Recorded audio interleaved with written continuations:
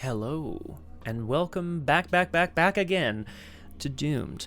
Solo playthroughs through Arkham Horror, the card game with a focus on roleplay and storytelling. And today, I'm sitting here thinking, like, what's my usual transition? Then I remembered I don't normally have one. If you're watching this on the VOD, of course, on YouTube, check the timestamp down below if you want to jump straight into the action. There will be a lengthy prologue today because we got to do Interlude 1 and then the setup and intro of Scenario 2A in the Dream Eaters, The Search for Kadath, which I'm really excited about. Yeah. Damn it, Crosshair. You tell me whenever you want to tell me. So, what can I say? Yeah, we'll do a little recap before we do the interlude, and then the intro to Scenario 2, and then we gotta play Scenario 2. As more people come in, I will just mention that we are going to be running a live poll to determine some exciting details throughout the scenario. Yeah, and then that'll be a good time. Crosshair, do I normally say anything else before I start? You can, of course, join our Discord for more information about upcoming streams as part of the RPG Clinic family. Oh, you had mentioned that, Crosshair, but where would it be set? And why? Well, like, not why, but where. Where and how. Yeah, that's what I meant. You tell me more. I'm very curious about it.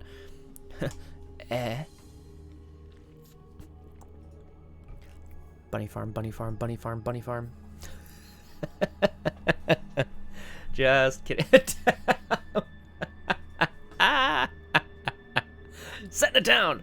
I actually have a bit of a theory that, oh my god, the suspense is killing me.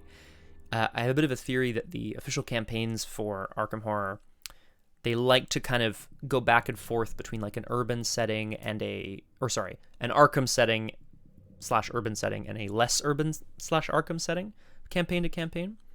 There's obviously exceptions here and there, but like, let's see, the core, Carcosa, the fifth one, I don't remember what it's called, Innsmouth, they're all sort of set. Oh, and the Waking side of the Dream Eaters are all more like urban settings. No, wait, hang on. Yeah, and then Edge of the Earth, the Forgotten Age, the Dreaming side of the Dream Eaters, and Dunwich are all a bit more globetrotty. Obviously, Carcosa is also a bit globetrotty because you go to Paris, but it's like very urban still. Very cool. Crosshair, exciting stuff. You know what? Let's get into it. We got to do a recap anyway. Oh no! Damn. Oh. God, Crosshair, no. All right. Last time on Doomed, Luke Robinson, the Dreamer, made his way into the Dreamlands, his favorite place in the whole world. Oh, Cragod. Hello. Welcome to Doomed. I'm just getting into it because we have a long little prologue today, but if you stick around, there will be a poll running to help determine the direction and shape of this scenario, which I'm pretty jazzed about. Okay. Yes, last time on Doomed, Luke Robinson and his companion Witten Green ventured into the Dreamlands to try to figure out the source of the sort of, the strange dreams that's been plaguing the town of Arkham and why it's sort of starting to leak out into the real world. Papa J-Dub! You know what? I gotta have that raid notification on top. I use a different chat bot that doesn't tell me when I get raided. Hey, thanks so much, Papa J-Dub. If you're not already following Papa J-Dub, and why wouldn't you be? You can head on over and smash a follow in there. I love watching your streams early in the morning when I can, when I'm up, and also when I can kind of pop them open. I know I'm not usually very chatty, but I do enjoy it. I played a little bit of Phasmophobia in my day, and I am not good and also terrified, so it's good times watching that happening. Anyway, welcome. How's you? Me's good. Me's doing good. I had a wonderful Drew crew before where we read Nancy Drew books with funny voices. That's always a good time. It's on Liz's channel. And I'm just about to dive into like a longish interlude and prologue for this new scenario. Yeah. How are you and the missus?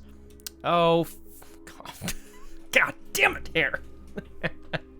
The joke, of course, is that I am extremely chatty and don't stop talking. We're doing all right. We're doing all right up here. It's cold. It's cold. Getting through a lot of wood with our wood fire. We had some pipe issues about a week ago. Water issues, that is. But it's mostly been sorted. And, yeah, so things are pretty good. Got some work that we do from home. And, like, yeah, I'm pretty pleased. Well, this is the thing, Jajub. Because I know you also play, like, various Assassin's Creed games and, like, other... Have you streamed Guardians? Yeah, right? You must have. We're probably going to do that on Punchy soon. But we'd have to use the stream-friendly version, which kind of removes some of the music. Sucks. Sucks. No, we're not. We're taking a chance.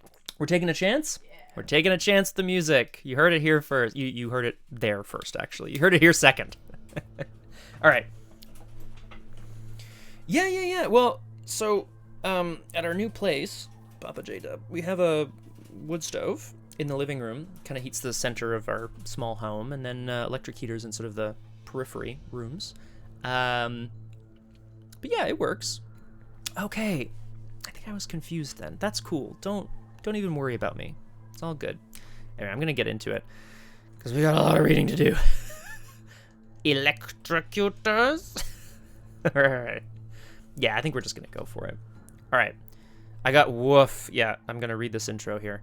I hope everyone's ready for some storytelling, aka just narration. It's gonna be good times. Oh, that's a good... Oh, yes. I'm going to make a note of that, actually. That's a great point. Clips. Clips for GOTG. Yeah. Y'all can interrupt me. Y'all can interrupt me as much as you want. I just have a lot of talking to do. More than usual. Interlude 1. The Black Cat. There we go. The dreamers travel beyond the enchanted woods. Okay, Papa J-Dub, you're the best. Good to see your face. Wait. No, it's good to see you.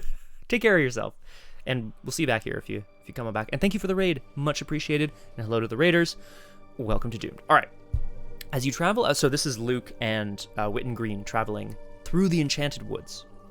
Actually, no. Witten got smashed off into the distance by a gug, but I'm sure they're going to reunite.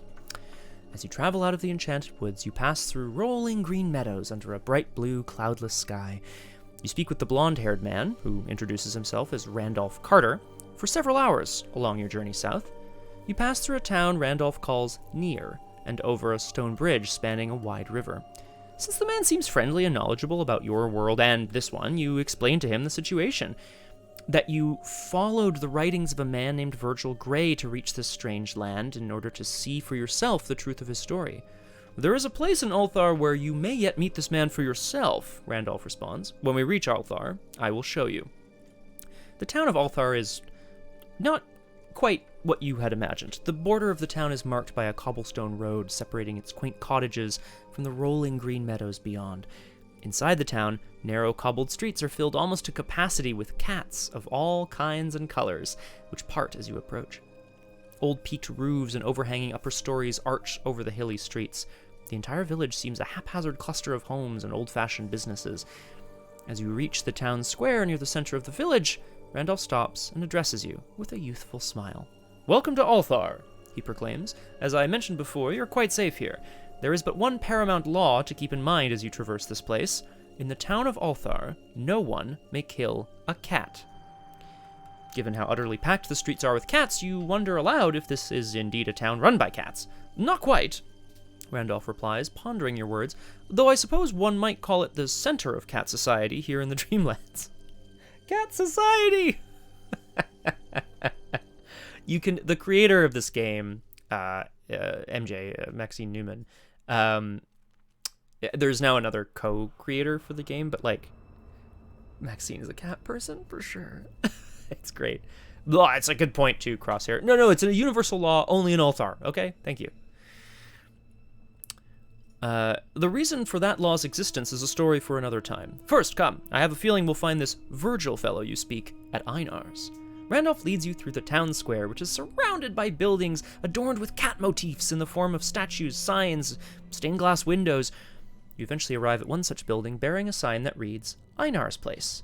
Inside is a medieval-style tavern filled with long wooden tables. You spot several patrons and 3 times as many cats. One such patron at the wooden counter feeds one of the cat's small strips of dried meat.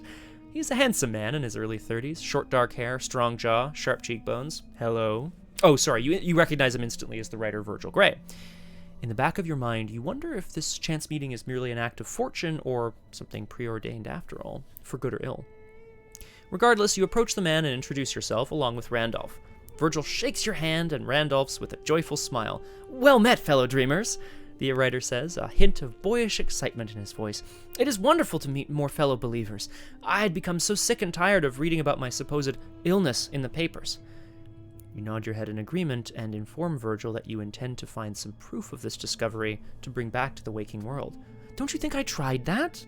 He replies, stymied. Sadly, it is impossible for one who is asleep to bring anything from this realm into the real world. This is all imagination, you see.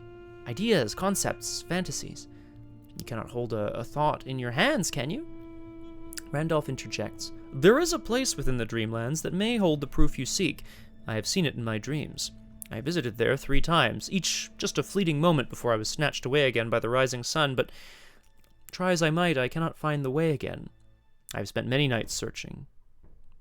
Thank you very much for the follow. Oh, hello. Where was I here? Yeah. Oh, Virgil asks, intrigued. And what is this place? It is a marvelous city, he describes, his eyes aglow with wonder. Golden and lovely like nothing I have seen before or since. A city beyond the peaks of the unknown mountain Kadath, where no one has ever set foot before. There, veiled within the clouds and crowned by stars, lies the onyx castle of the Great Ones. Virgil idly pets the cat on the countertop next to him as he is absorbed by Randolph's tale. It is a slender creature with lustrous black fur, dark as the void of space itself. This cat's name is Max. Canon. Then we must find this place. Even if it does not have the proof we seek, it sounds like the adventure of a lifetime. Enough to fill 100 pages or more. You tell Virgil and Randolph that before you commit to such an adventure, you must return to the waking world and tell your companions. Just then, another voice, cryptic and quiet, chimes. Oh, you can't wake up. The eye is upon you now. You and the others spin your heads around. You're searching for the source. The barkeeper, another patron. Then Virgil's black cat stretches and sits up, its piercing yellow eyes reflecting the light of the sun through the window outside. I have waited a long time for you to seek Kadath. You can talk? Virgil says, nearly toppling over his stool as he jumps in surprise. I'm a cat, you dolt. Of course I can talk. The black cat replies, licking its paw out of boredom. You have met 1,000 cats from Ulthar, and now you are surprised? But I thought... Never mind him, the black cat says, addressing you directly. I assure you, you cannot cross back into the waking world until you find Kadath. It is your only way out. In the meantime, I will return and tell your companions about the quest ahead of you. It hops off the countertop and walks confidently towards the exit, though I imagine their task will be even more arduous. Proceed to the black cat 2. What shall I tell your friends in the waking world? So, we have to decide. Tell your companions of your quest, your plight, and your peril. The black cat will come back to us, to Luke Robinson, once the message is delivered. This may put an undue burden on your companions, on them. You can tell your companions about your new friends and about the Dreamlands. Tell your companions that they're in danger and that you are safe. The black cat will stay with them once this message is delivered. This might make your quest a little more difficult. You don't trust this creature one bit. You threaten the black cat, warning it not to approach your friends under any circumstance. So here's our choices, right? We can just threaten the cat, get it out of here. Tell them something non-committal. Tell them that we're in danger and that it'll make their life a bit harder. Or tell them that they're in danger and make us safe. Now, Luke Robinson is, as I've said before, an experienced dreamer. He's been here before. He's seen many of these places. He doesn't know what Kadath is. Well, this is the thing, Crosshair, though. Yeah, I do agree with that. They can definitely handle themselves. Tony Morgan, the bounty hunter, can definitely handle himself in combat. I wonder, though, Luke has heard from the Zoogs, to whom he paid tribute, that one should never trust a black cat in this world. Now, he knows that in the waking world, you know, cats do what they do. It's really tough. Because I think I want to send the black cat to Tony, make his life a little easier, and make Luke's a little harder. That's a good point, too. Damn. That's what I want to do. Yeah. Because I feel like, lore-wise, right, like story-wise, I feel like Luke, it's not so much about trusting, necessarily. It's just that he would want Tony to be safe and to not worry about him. Even if he is in danger, he can handle himself, and he knows that Tony can't follow him here, even though, of course, as we know, he's going to try. Yeah. Tell your companions that they're in danger and that you are safe. The black cat will stay with them once this message is delivered. This might make your quest a little more difficult. Recording the campaign log A. Oh, they would. Oh, and then Tony will just send it back. There you go. That's what's going to happen. Oh, boy. The black cat warned the others. I'm going to make a note. The black cat warned the others. Okay. And then we proceed to the Black Cat 3. Following scenario 1B, so back in the waking world, you must be their friends, the enigmatic voice says from above. To your surprise, the quiet voice belongs not to a person, but to a black cat that lounges lazily across a tree branch hanging over the path outside. Oh, pick your jaws up off the ground and listen. The cat rises and leaps onto the top of a nearby fence, walking along it with the kind of grace only cats possess. It is one of the cats of Earth's Dreamlands, Randolph's proclaim, his voice tinged with merriment, like he was meeting an old friend for the first time in ages. How long it has been since I have spoken with one of your kind. The cat's piercing yellow eyes glare at Randolph, then it returns its gaze to you. Sure. In any event, I bear a message from your dreaming friends. So, if the black cat shared knowledge, if the black cat delivered news of your prize, if the black cat warned the others, I'm on the right-hand side of the page, your friends told me to tell you that they're fine. In fact, they told me to warn you that you're the ones in real danger. I'd believe them if I were you. There's a grand conspiracy at work here, and you're the only ones who can stop it. The best thing you can do is forge onward, for both your sakes. Don't worry, I'll stick around for a while. Someone's got to keep you alive. In the campaign log for the Red Web of Dreams, record that the black cat is at your side. Add a tablet to both chaos bags. Add a tablet to the chaos bags for both campaigns. Hup. Here's one. I preset these because I knew it was going to be... Well, sorry, I figured it was going to be one or the other, although I believe there's a couple other options. Whoops. So we flip this over, and it's the Web of Dreams side, and we make a note here. The black cat is at Tony's side.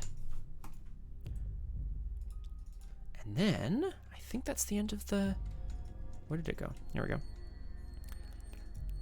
If you're playing both as an interconnected campaign, right, proceed to scenario 2A, the search for Kadath.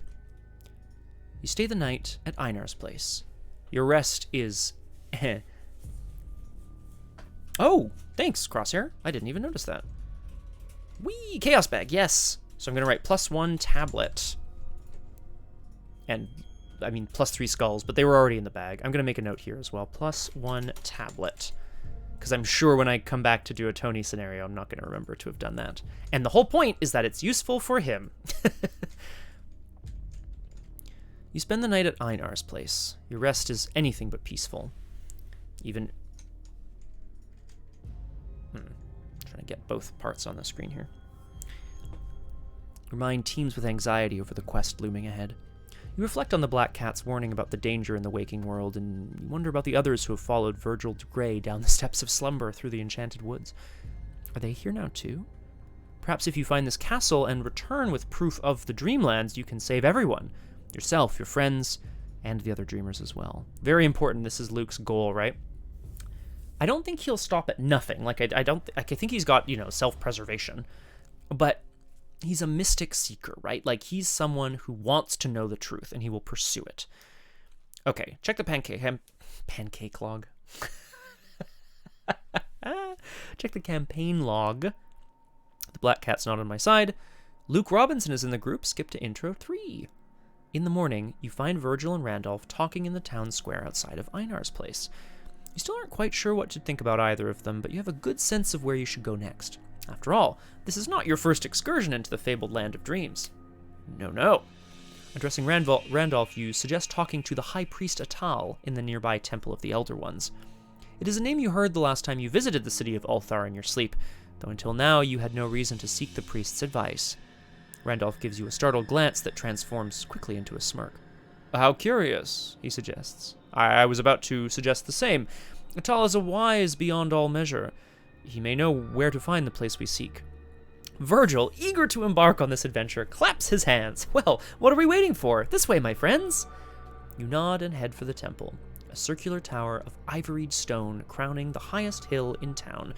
A small army of cats patrols its walls. The cat at the head of the formation is none other than the old cat with the scar that you encountered in the woods earlier. He steps forward to bar your entry and regards your party with great acrimony. Hello again, the old cat says with a sharp tone. I suppose you want me to step aside. Check the campaign log. If the investigators parlayed with the Zoogs, they did. Intro 5.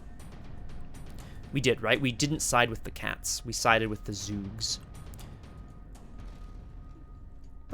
Well, too bad, the cat says, tail stiff and straight. More cats flank you from the sides, several hissing loudly. Their fur puffs up and their eyes flare with anger. It's our duty to guard this place from impetuous outsiders like yourself. You ain't wanted here. Be reasonable, Randolph implores. We're only trying to speak with Atal. We mean no harm. You can mean one thing and do another. The scarred cat paces. Now get out of here and don't come back. Choose one. Leave empty-handed, force your way into the temple. Crosshair, I think it will come as no surprise to you that I'm going to leave empty. No, I'm just kidding. That I'm going to force my way into the temple. We didn't come all this way and face off against some scarred, mangy, angry cats just to walk away. We're skipping to intro 8. You inform the cat that you are entering the temple one way or another, and that a simple cat will not stand in your way. Okay, now that's rude. Wanna bet? He growls, lowering his body, preparing to pounce. Noticing the commotion, several cats guarding the temple surround you.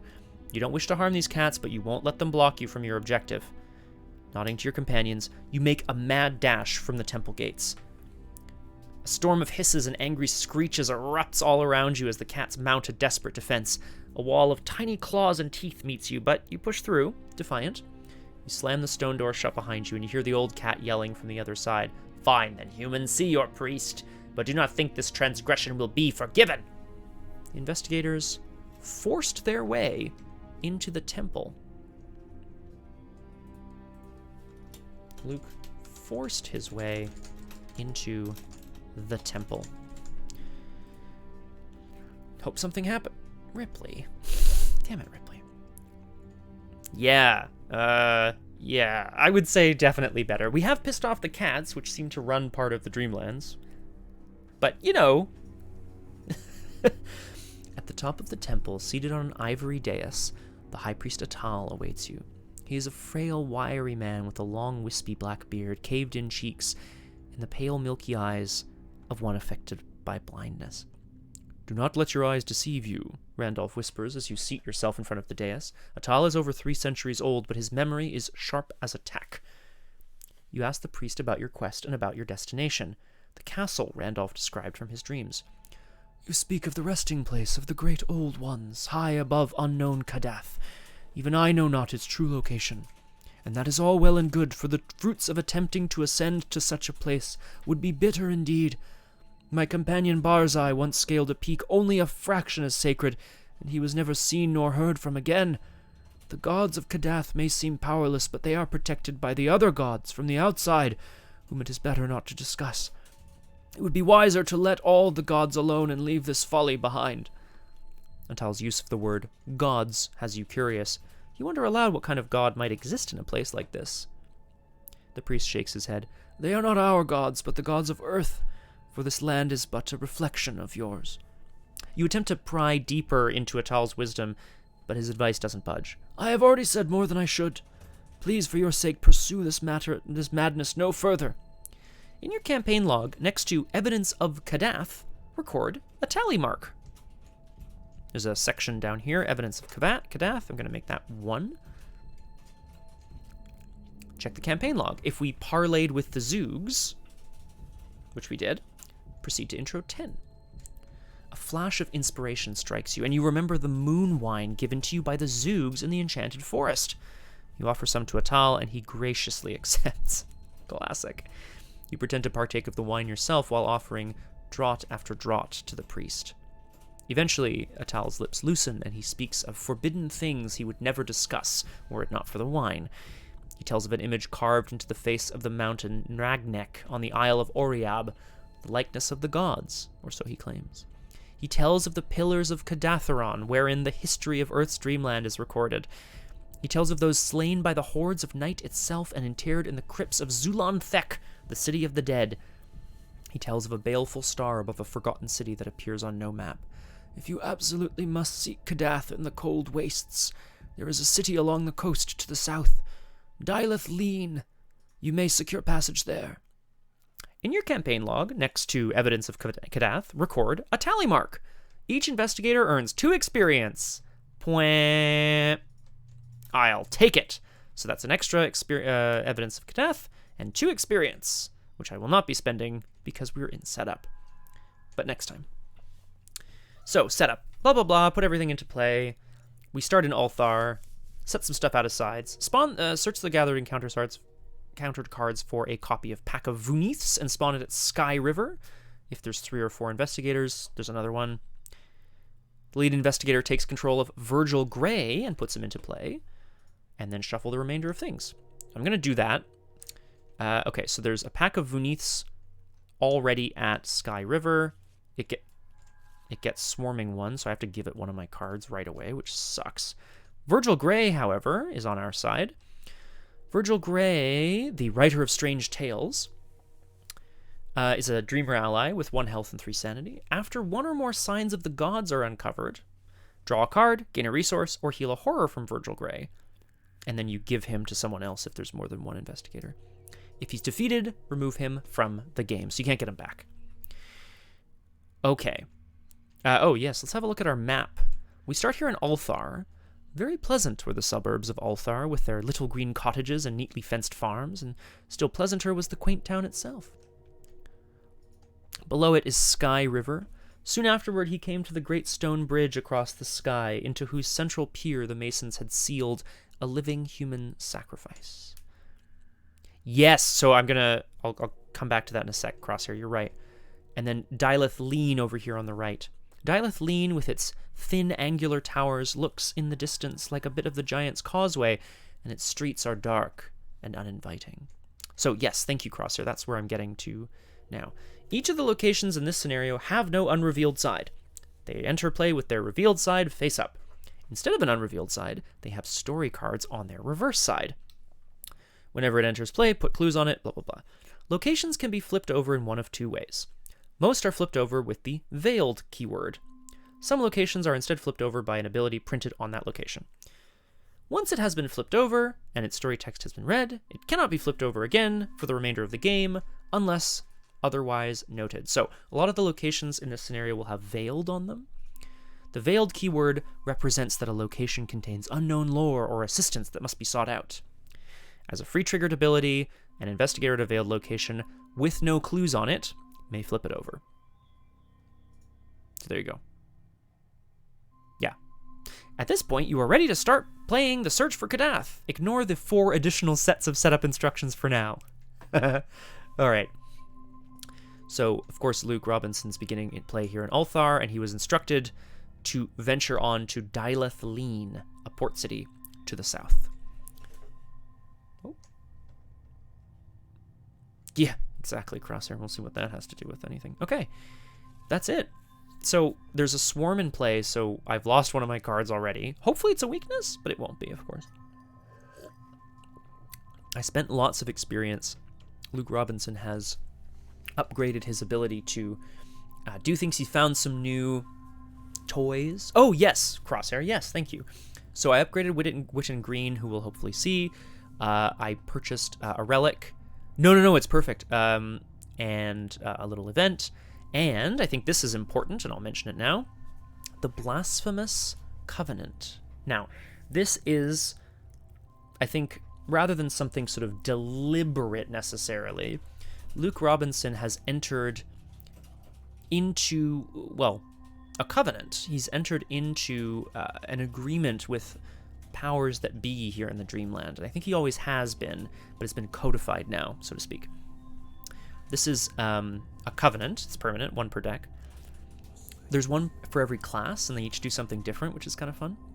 When an investigator at your location reveals a curse token, you can exhaust the Blasphemous Covenant to treat the token's modifier as +1 instead of its normal modifier, which is -2. After this test ends, return it to the Chaos bag. So you still draw another token, goes back in the bag, but once per round, because it exhausts, you can treat it as a +1. Yeah, take a look, Crosshair. I'm curious what you think. There's a covenant for each class. The Guardian and Survivor ones have to do with Bless tokens, because they're like Bless classes. The Rogue and Seekers have to do with Curse tokens, and then the Mystics have to do with both. This is the Seeker one, and it's just good. It's just a good call. Chaos None. Chaos None. All right, let's draw our opening hand here. We've talked enough. We've got Luke Robinson's got his Gatebox. He's got his friend Virgil. It's got the Blasphemous Covenant, a bunch of other things. Let's get doomed. And I'll save the game before I forget. Where are you? Here you go. Okay, what are we keeping? Both copies of Wit and Green. I don't want both. I will take the money. Crystal Pendulum is very good. I think I'm going to keep that. It's card draw. And I'll keep the Spectral Razor for the ability to fight. I also now have a Sword Cane. Sweet! Okay. So, let's have a look here. Ulthar is a one shroud, one clue location that is veiled. It has unknown lore on the other side, right? But oh, geez, Louise, I didn't even read the act and agenda. Scott, get it together. Let's read our agenda and our act. Agenda 1A, Journey Across the Dreamlands. Despite the advice of the Dreamlands inhabitants, you and your companions seek unknown Kadath, where the gods dwell. Action. If you're at a port location, resign. Venturing into the unknown has become too dangerous, so you return to safety with the information you've gathered. So I can resign from the agenda at any time. Well, sorry, if you're at a port location. Act 1A, Kingdom of the Sky. Over fertile plains rolling down to the sky, he saw the smoke of cottage chimneys, and on every hand were the hedges and plowed fields and thatched roofs of a peaceful land. Objective. At the end of the round, investigators at a port location may spend the requisite number of clues, 2, as a group, to advance. So at a port location, I have to spend 2 clues. There's a clue on Ulthar, there's no clues on Sky River, there's a clue on Dylith Lean, and that's a port. So, get the clue here, get to Dylith Lean, take the clue, blah, blah, blah. That's the game plan. Okay, I already did my opening hand because I'm a fool. What are we going to do? What do I want? Is the question. And of course, get all the lore. Exactly, Crosshair.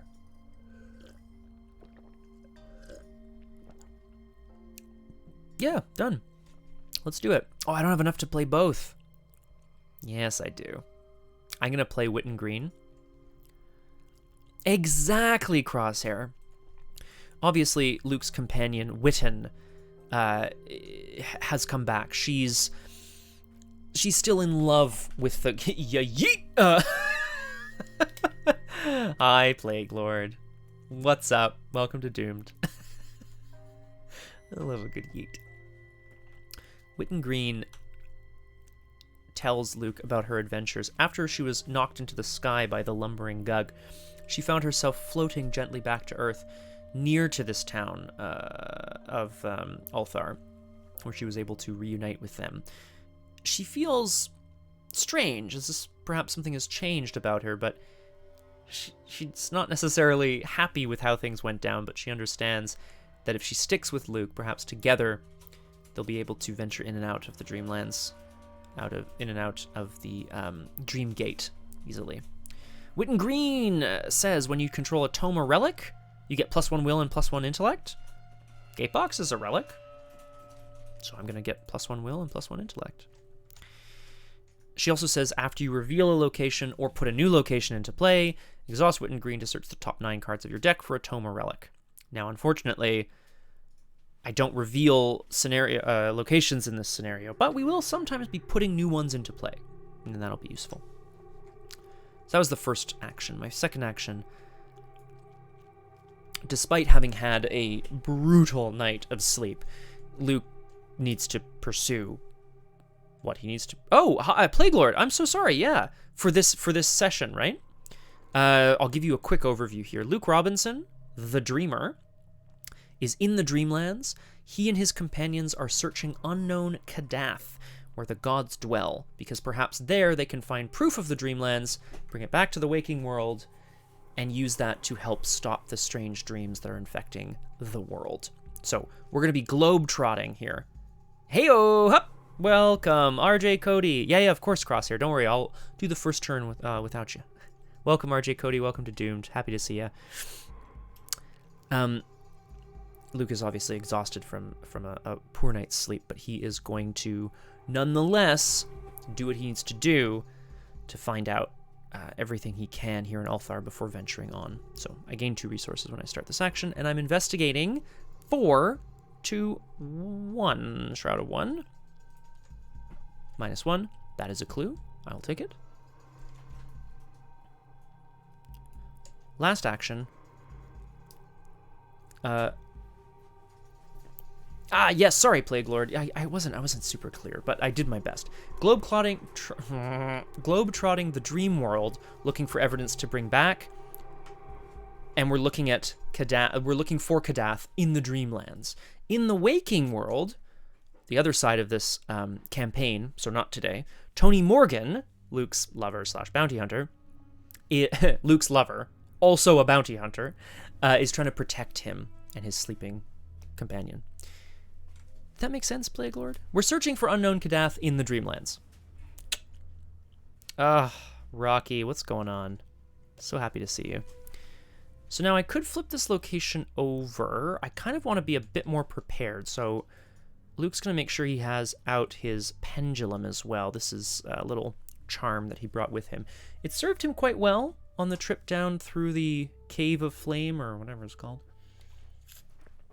and down the steps through the Enchanted Forest, the Enchanted Woods, whatever they're called. Rocky, me too. Don't you worry about a thing. We're going to have fun. If people are still here, pretty soon, we're going to be having a poll to determine where we go next in this scenario. And even if you don't have a dog in the fight, so to speak, I'm not going to use that phrase anymore. I don't like that. Even if you don't have any stake in this, I'd still love for you to cast a vote what sounds the coolest, because that's what I want to do. Yes, Plague Lord, that's right. This is campaign, this is scenario 2A on the dream side. Rocky, no! Okay, I get +1 will. That's a lot of willpower. Yes, Rocky? I like steak. What's happening? Okay. Yeah. No. Don't worry about it, Rocky. There's no fighting. It's all good. All right. Now that there are no clues on this. God damn it, Plague Lord. No, I'm just kidding. Hey, you retract whatever you need to retract, Rocky. Oh, hi, Crosshair. We've got Witten with us. We've got our pendulum. And we were burning the midnight oil to get as much information out of Ulthar as possible. It's now the end of our turn, but free trigger before the end of our turn. Flip! As you walk the streets of the town, a horde of cats slowly congregates around you, following you everywhere you go. Check the campaign log. If the cats collected their tribute from the Zoogs, they did not. If the investigators forced their way into the temple, the next thing you know, the cats have you completely surrounded. They hiss and growl, closing in from all sides. Oh, spawn the Cats of Ulthar enemy engaged with you. Flip this card back over. Oh, cats! Ah, where are you? The Cats of Ulthar! All right, let's have a little looky-loo here. Do we still have music? Yes, I can turn that up a little bit probably. Sorry, I'm just going to see how far are we through the soundtrack here. F it. I'm going back to the beginning of the playlist. I know, Plague Lord.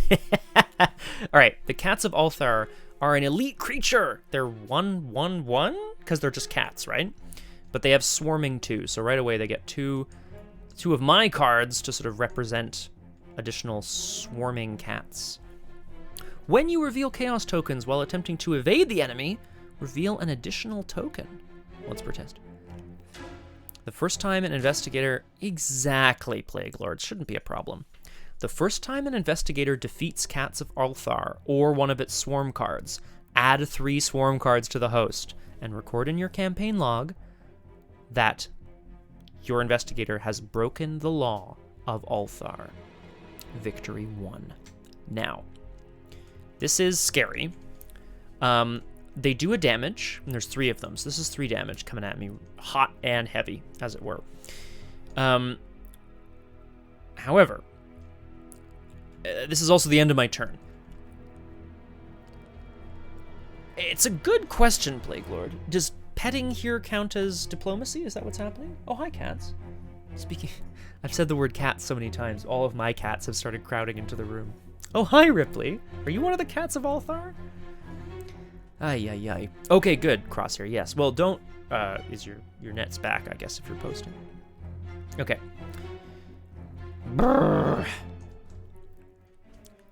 I think what we have to do in the enemy phase, I don't think...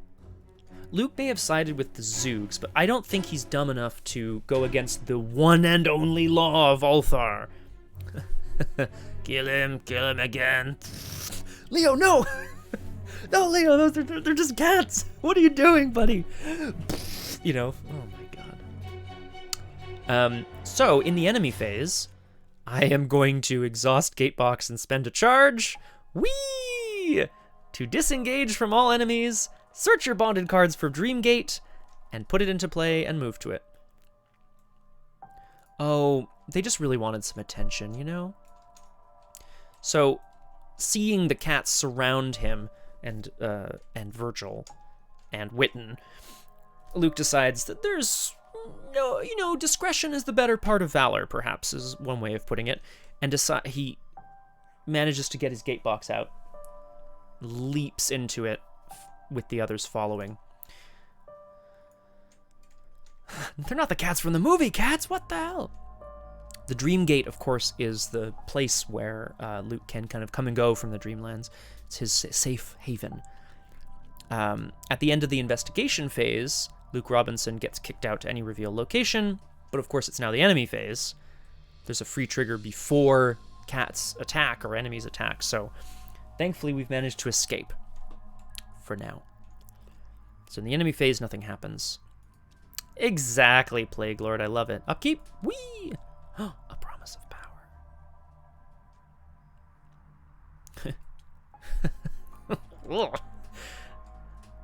We added Doom to our 7 Doom threshold here, and we're going to draw our first encounter card of the game while stationed here in the Dream Gate. From up here, Luke is able to get a sense of what the town of Ulthar and the connections through to Dilithleen look like, wondering how he's going to be able to just kind of get there. Draw an encounter card. An inconspicuous Zoog spawns at any connecting location. So, the Dreamgate is connected to any location, every revealed location, excuse me. It's a hunter with swarming too. Most of them live in burrows, but some inhabit the trunks of great trees. So I will put it at the Sky River, because that's not where I'm going. And it's got swarming too. You're taking all my cards! Look how many of my cards are out there! Are there any benevolent deities in the mythos? That's a good question, Plague Lord. The deities in the mythos, to my understanding, are unknowable. Right, like their motivations are not clear. Clearly, when you play games and like see them in action, like clearly they're mostly trying to, you know, consume flesh or whatever. But I feel like they are I really thought I was gonna get I really thought I was going to get that word out. Unfathomable. Nope, doesn't matter. Oh boy. All right, Lucaroo, back around to the investigation phase. So, what are we doing here? Are any of these enemies hunters? The cats of Althar stay in Althar. The pack of Vuniths is here at Sky River. The inconspicuous Gzug is a hunter. So ideally... Ooh. Okay. When inconspicuous Zug is defeated, cancel all excess damage. Move any of its remaining swarm and host cards to a connecting location exhausted. Yikes. Mr. Meanie Hat Store. What's going on? Sorry, y'all can't see this obviously, but there's 3 cats all here, and they're like, I'm sorry, did I hear cats? It's really creepy. Yeah, Plague Lord. Because I was thinking I'll just ignore it. Because I know what I have to... You know what? Oh, 1 damage and 1 horror. No, I should try to deal a bit of damage. But that would mean using my Spectral Razor. I don't feel great about that. What do I want to do this round? I want to move to Dyleth Lean, which is a veiled Sky City port. Spend a resource, search the top 6 cards of your deck for an item, asset, and draw it. I want to get this clue, because then, at the end of the round, I can spend the 2 clues and advance. Ripley, 2 seconds. Oh. There you go. Oh, I think it is, actually. I think that's what it's called. Okay. That's what I want to do. I want to move to Dyleth Lean and get that clue. I can only really try once. Oh, Witten Green. Oh, a new location entered play. I forgot. That's okay. I'll do it next time. I forgot about Witten Green. Sigh. So I have an extra action. You have been judged, provider of scritches and treats. If you do not accept this as your destiny, I will be very angry with you. So if I use the Spectral Razor on the Zoogs, Luke can play 1 event every turn as if he were at a connecting location. So I could play the Spectral Razor. It would kill 1 Zoog, but it cancels all excess damage. So it would only kill 1 of the Zoogs, but then I wouldn't have to worry about it, which is probably good, because altogether they do 3 damage and 3 horror. So that is what we are going to do. This is why you need a dream gun, baby! Oh, good. Phew! I didn't realize I only had 2 resources. From here, Luke takes a moment, pauses, breathes deeply. The dream gate opens, revealing before him a chittering swarm of Zoogs and frog-like salamander creatures, all venturing towards him. Now, they can't get to him here in the Dreamland, but from here, he's able to direct some of his energy into a blade of fire, which, of course, he picked up in the Cavern of Flame, and use it to attack the inconspicuous Zoog. So it has 2 combat. Ripley. I am fighting. I'm adding my willpower to my skill value. It deals +1 damage, +2 if the enemy's non-elite. That's going to get canceled, unfortunately, because these Zoogs really want to run. Okay, I'm adding my willpower. So I have 6 willpower, 2 combat, so I'm fighting at 8-2. I'm going to exhaust the Crystal Pendulum and say that I'm going to... Oh, Ella. Oh, sorry. 2 seconds, everybody. I'll be right back. Hello, and welcome back to Doomed, solo playthroughs through Arkham Horror, the card game with a focus on cat appeasement. That's right, playing a scenario all about the cats, well, not all about, but starting out with the cats of Althar. Exactly, Plague Lord, you took the words right out of my mouth. Instead of defeating the cats, I ran away. So of course the cats got their revenge. Just so bad. I got so wrecked. They're fine. They're going to be appeased very shortly, I'm sure. Yikes. They'll be fine. Anyway, where was I? Oh, yes, that's right. We were about to launch a flaming blade of energy towards the Zoogs, the creatures that we said we were allying with. Interesting. Anyway. All right, so I am fighting 8-2. The pendulum allows me to name a number, and if I succeed or fail by that number, I draw a card. I am going to name 4. Fail or succeed or fail by 4. Skull. I can't remember what skulls do. Let's have a look. The skulls are -X, the number of signs of the gods uncovered. 0. Yeah, I don't have any signs of the gods. I have evidence of Kadath, but I don't have any signs of the gods. Zoog sounds like a stoner, something a stoner would call you. Yo, man, you're just like a Zoog. You mean a rube? Nah, man, nah. Nah, man. So, in fact, I passed by 6, so I don't draw a card. That's okay.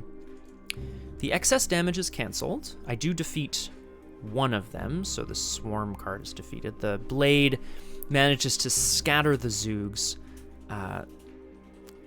They move to... move any of its remaining cards to a connecting location exhausted. Well, I'm going to move them away from the place I want to go, so they can fight it out with the Cats of Althar, who are obviously nice and pissed at me. Second action, Luke Robinson is going to venture out of the Dream Gate now that he's managed to put some of his enemies behind him, to Dyleth Lean, the port city. With its thin angular towers, it looks in the distance like a bit of the Giant's Causeway, and its streets are dark and uninviting. Now, I need to investigate here. I have 4 intellect, which I need to beat a Shroud of 3. I'm going to commit this Promise of Power, which adds a curse token to the Chaos Bag. Now, yeah, they really do, Plague Lord. Actually, that's a good way of describing it, actually. They're kind of cool. Last scenario, there were just hundreds. Like, I think I drew Zoogs basically every Mythos phase. We really got lucky. I mean, Luke is obviously pretty good at getting away from this sort of thing. Luke is venturing towards unknown Kadath and has decided to consort with certain powers that be. These are unnamed... Yeah, exactly. I got Zooged. Exactly. These are unknown energies, things that he cannot figure out exactly what he's meant to pay them for, how he's meant to repay them, but he has his power here in the Dreamlands, and the promise of that power is what's giving him his energy to continue. So, I have 4 intellect. Because of Wit and Green, I'm adding 4 wild icons, which makes me 8-3. +1, big success. We get the clue. And of course, Crosshair, if you're still here. Actually, maybe did Crosshair take a break, I wonder? I only ask because I'm about to reveal another veiled location. In the port city of Dyleth Lean, you consult with the elders. They believe that the truth of Kadath was hidden for a reason, and they call you a fool for searching for it.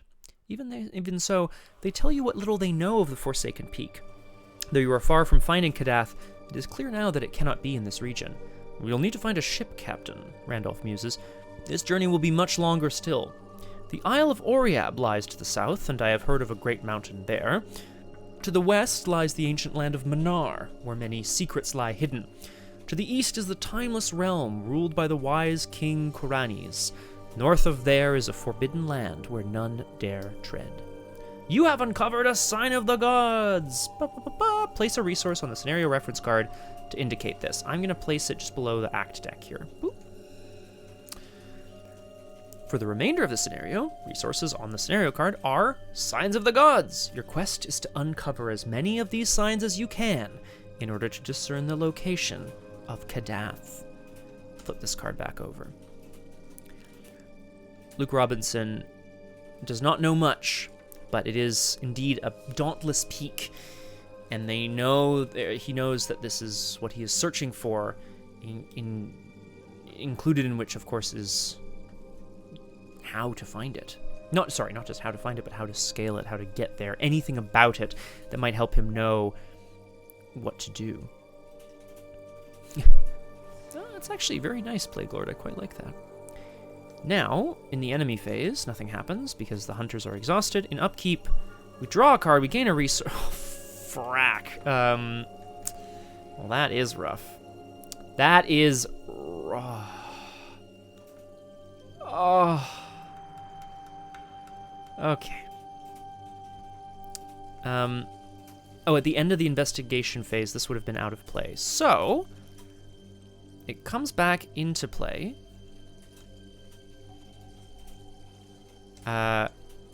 Because a new location entered play, I'm exhausting Wit and Green to search the top 9 cards of my deck for a tome.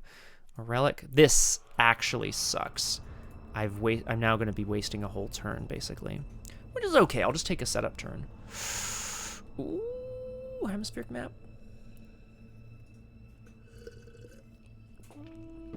Okay. An astounding revelation, which is going to give me 2 resources, and I have to take a tome or relic, so I will take this hemispheric map. Now, very unfortunately, this is before the end of the round, so before Luke is able to find the ship's captain to charter him to take him out to search further and further afield for anything more about Kadath, detached from reality. He is drawn ever upwards, ever more distant, and no one can reach him as he ventures back towards his dream gate. Pointless reality. Put it into play, move to dream gate. That really sucks timing-wise, because this act deck says at the end of a round I can spend clues to advance. So instead, we're here at the Pointless Reality Dream Gate. Exactly, Plague Lord. Oh, I love that, Plague Lord. He's venturing out to find that ship's captain, but then he begins to wander. He is struck by the dirty kind of beauty of the place, of the port town, and soon he finds himself somehow back where he started, back at the Dream Gate. After you successfully investigate Dream Gate, flip it. At the end of the investigation phase, set Dream Gate aside out of play, move him to any revealed location he takes to horror. I like that, actually. Again, Plague Lord. So the idea being that exploring is a matter of will, which is, it's a good thing that he has so much of it. So detached from reality, I mean, that sucks. We move to 2 out of 7 doom. We draw an encounter card. Zoog Burrow. Test agility 3. For each point you fail by, add a swarm card to the nearest Zoog enemy. Okay. That's not too... Honestly, that's not a big problem. Oh, yes, of course, Crosshair. You let me know if there's anything... Well, I can't do anything about your net, but... yes, quick recap. We ventured to the city of Dyleth Lean after driving off some Zoogs. The Endless Secrets... Oh, your butt. Yes, so the elders of the city of Dyleth Lean tell you a little bit about the Forsaken Peak, and then there's different places to go. We uncovered a sign of the gods, and our quest is to uncover as many as we can. Flip this card back over. However, then, right at the end of the round, when I was about to advance the act, I pulled my weakness, detached from reality. So as per Plague Lord's point, because navigation is sort of, in this world, has to do more with will and thought than it does have to do with actual navigating, global positioning, or all that. Luke's wandering through the streets has driven him, in fact, also mentally, back to the place where he began his dream gate. So I can't advance the act because I'm not there at the end of the round. My mythos phase, I drew a Zoog Burrow, which I'm about to just test agility 3, but it doesn't really matter. So 3 to 3. A curse. I'll hit the Blasphemous Covenant to make it a +1, but I still have to draw another card and another +1. Woo! All right, okay, and I don't remove the curse. I discard the Zoog Burrow. So, again, well, thankfully from up here we're able to at least, deal with it. Okay. Curses! Thanatoasted, hi, welcome to Doom. Yeah, pretty typical, one step forward, kicked in the nuts. The thing about Luke Robinson is you can just skip over this location, Sky River, entirely, right? because what I've done, I gate boxed out, and then I walked away to Dilithleen. That's a good question. Thanatos, where did your name come from? Is it Thanatos, but like toastier? Okay. So the last action I have to take is just to walk into Dilithleen, where I'm going to spend my clues. So I'm just going to draw cards, right? Yeah, I'm going to draw a card. First action. Just do a little setup, right? Second action, draw another card. Boom, bosh. You love to see it. Third action, Luke Robinson. Oh, I'm sorry. I'm so sorry. I'm in Dreamgate Pointless Reality, which you can't leave unless you successfully investigate it.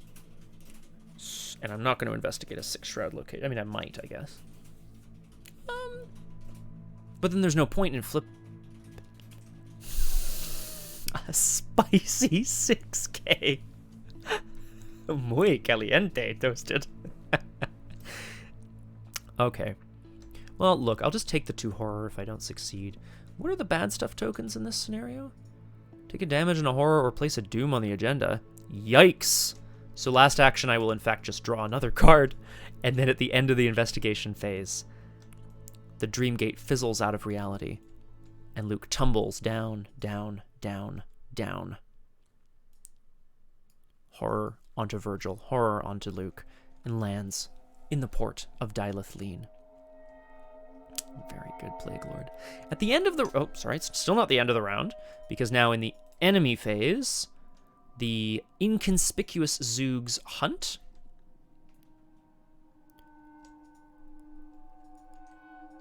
But that's a good point. Oh, God.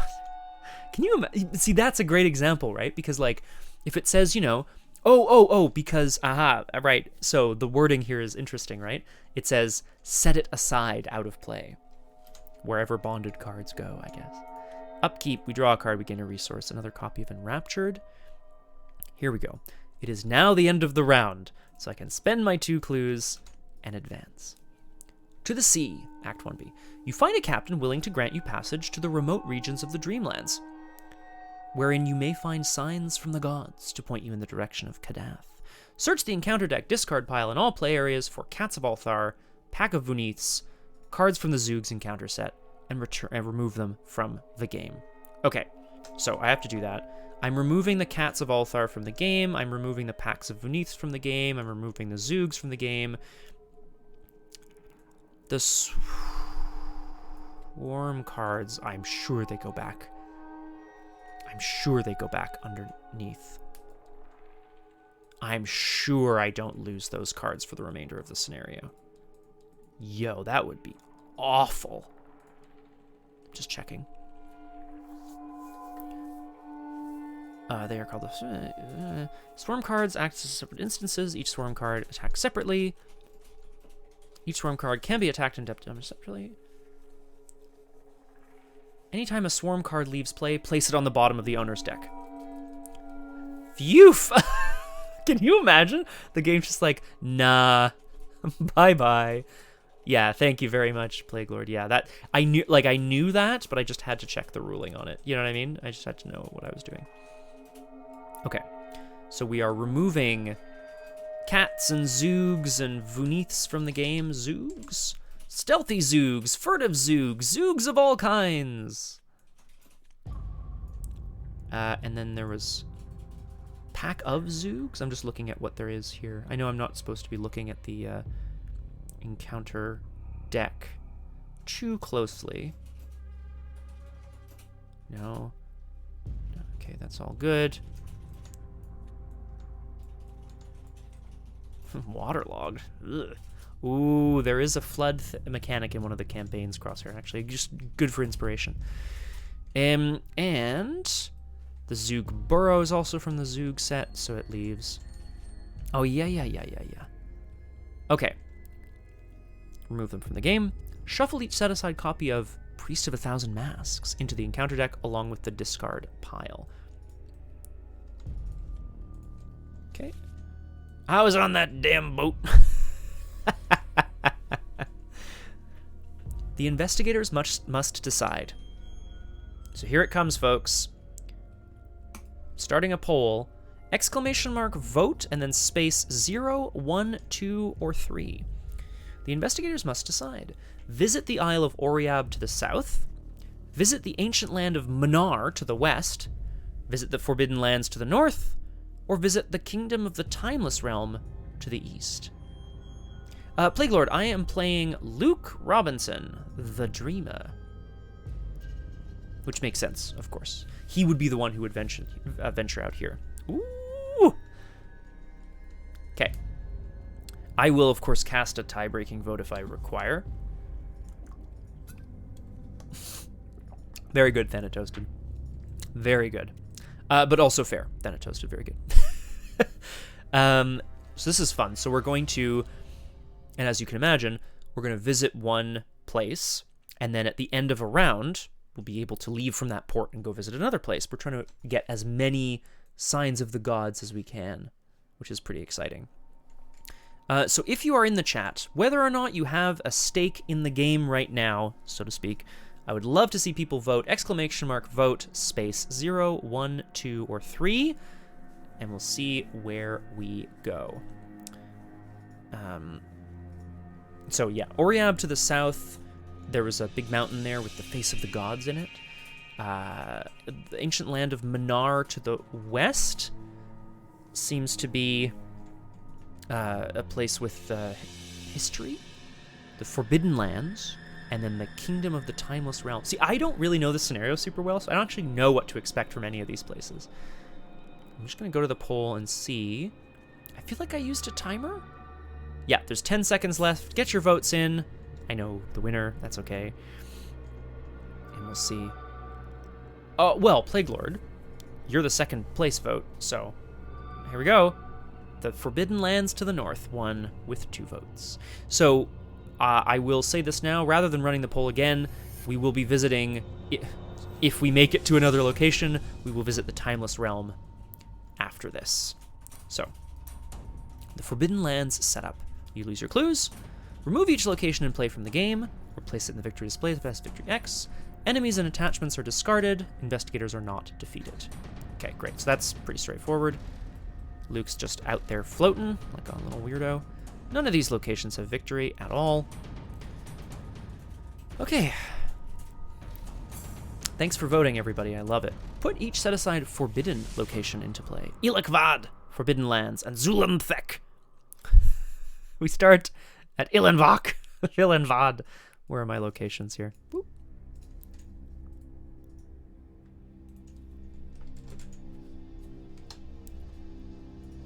Ilek, Forbidden Lands, and Zulanthek was the last one? Let's see how they're all related to each other. Let's see how they're all... No, I'll set them out now, actually. So we start at Ilekvad, which is connected to Green, which is the Forbidden Lands. I'll put them further to the east. I'm just gonna make this all very easy on myself here. Easy on the eyes. Yeah, thanks, Plague Lord. It's true. Well, we've had a couple raids tossed in because people are very kind to us. Oh, I'm sorry. Yes, right. And then Zulanthek is also connected to the Forbidden Lands. Okay, so this is a very straight sort of place, but we start here at Ilekvad. I will look at all the locations now. Why not? Ilekvad is a port city. It's veiled, 2 shroud, 1 clue. While you're at Ilekvad, reduce the cost of the first spell, ritual, or relic card you play each round by 1. Not so bad. Beyond the Forbidden Lands, perched atop hollow cliffs of glass, is the rich and powerful city-state of Ilekvad. The Forbidden Lands is a 6 shroud, 0 clue location. Action, test 1. If you succeed, action, test combat 1. If you succeed, test agility 2. If you succeed, test willpower 3. If you succeed, flip this card over. If you fail, take a damage. Rough stuff. Really rough. Oh, I uncovered a sign of the gods. Oh, whatever, I always forget. Witten Green. Sorry, now that new locations have entered play, I'm gonna do the Witten Green thing again. before I forget. Yeah, that is a big oof, actually. So we're looking for spells or sorry, tomes or relics. You know what I need more of in this deck? Tomes and relics. Oh, but there was an astounding revelation. Let's give me 2 resources.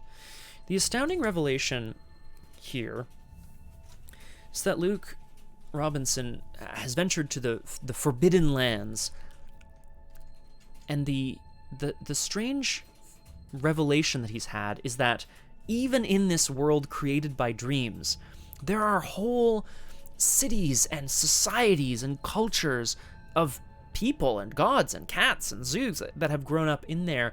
The dreams of mortals are so strong, and perhaps, as Plague Lord mentions, of gods themselves. They are so strong that they have built a whole universe in parallel to our own.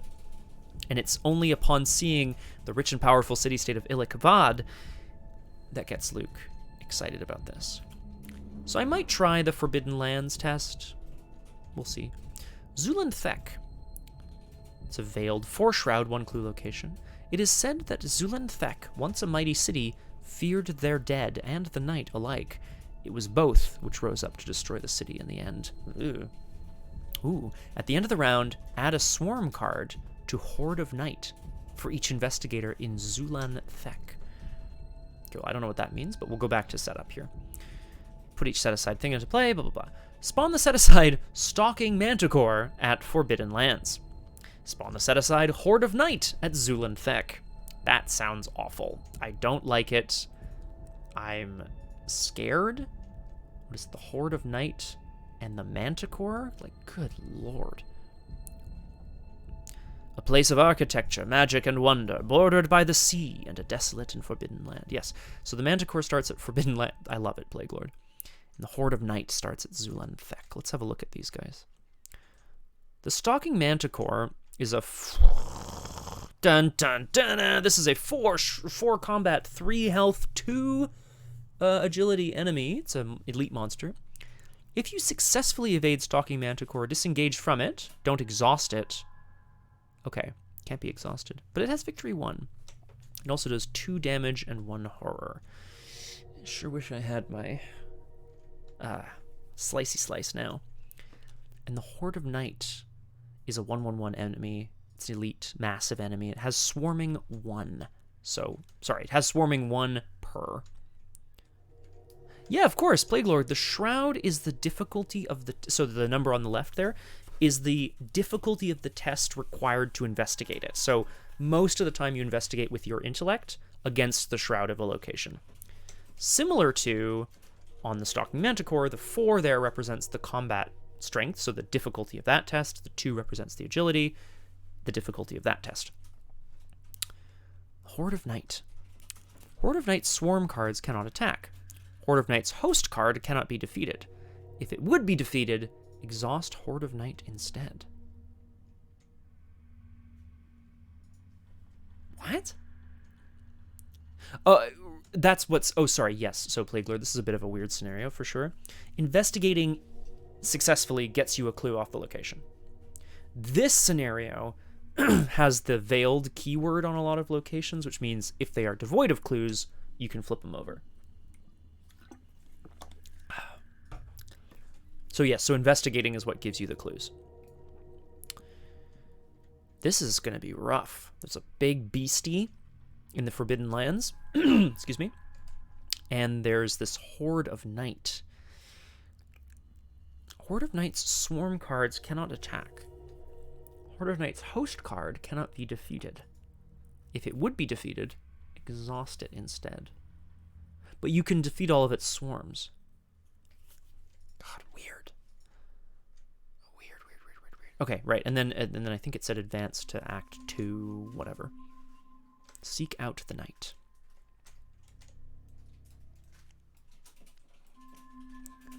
Endless hordes from a dead city. Boom. From the relative safety of the fabulous city of Ilik-Vad, you may cross into the hellish and bizarre landscape of the Forbidden Lands.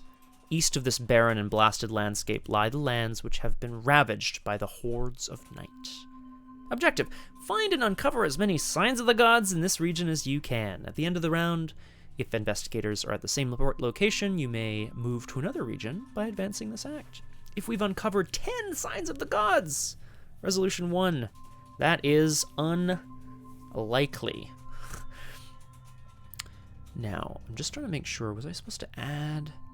I added the Priests of 1,000 Masks to the encounter deck, and that was it in terms of the things that were set aside, yeah. So there's 2 enemies in play, of course, neither of which are hunters, but both of which block my path. Hey, you can always hope. You should never run out of hope.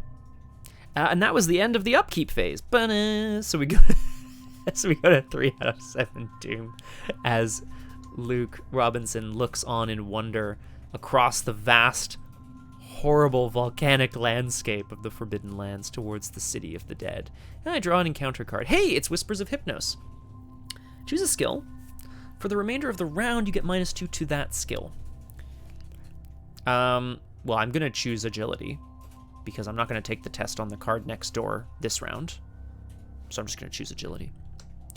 So, Whispers of Hypnos, of course, this was what plagued Tony Morgan in the hospital as well. These are the whispers of sleep calling out to Luke Robinson from across his dreams. Go back to the investigation phase. Okay, so let's chat. What's gonna happen here?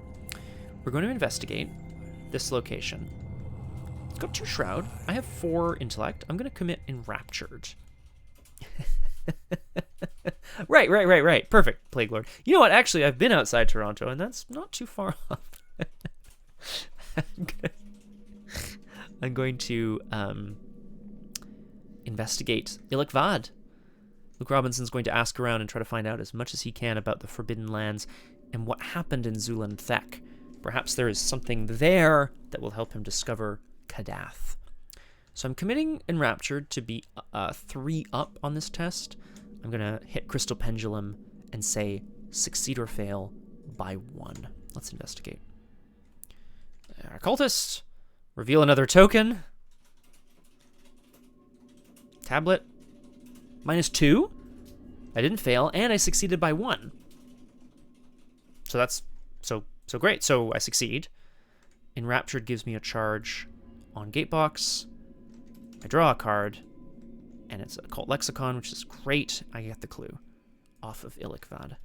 So Luke Robinson is sort of wandering through town, doing his best to interact with the people here as best he can, trying to figure out what it is about this place that makes it such a beautiful jewel looking out across the Forbidden Wastes. And it's veiled, so reduce the cost of spell, ritual, or relic cards. How many spells, rituals, or relics? Lots. Wow, lots, actually. God damn. Wowzers. Okay, wow. All right, great. Well, anyway, I'll flip the thing over. The Palace of Rainbows. True, Plague Lord. High above the walls of Illic-Vad stands the marvelous Palace of Rainbows. Its towers faceted so that the sunlight forms bright rainbows when it strikes the palace each dawn.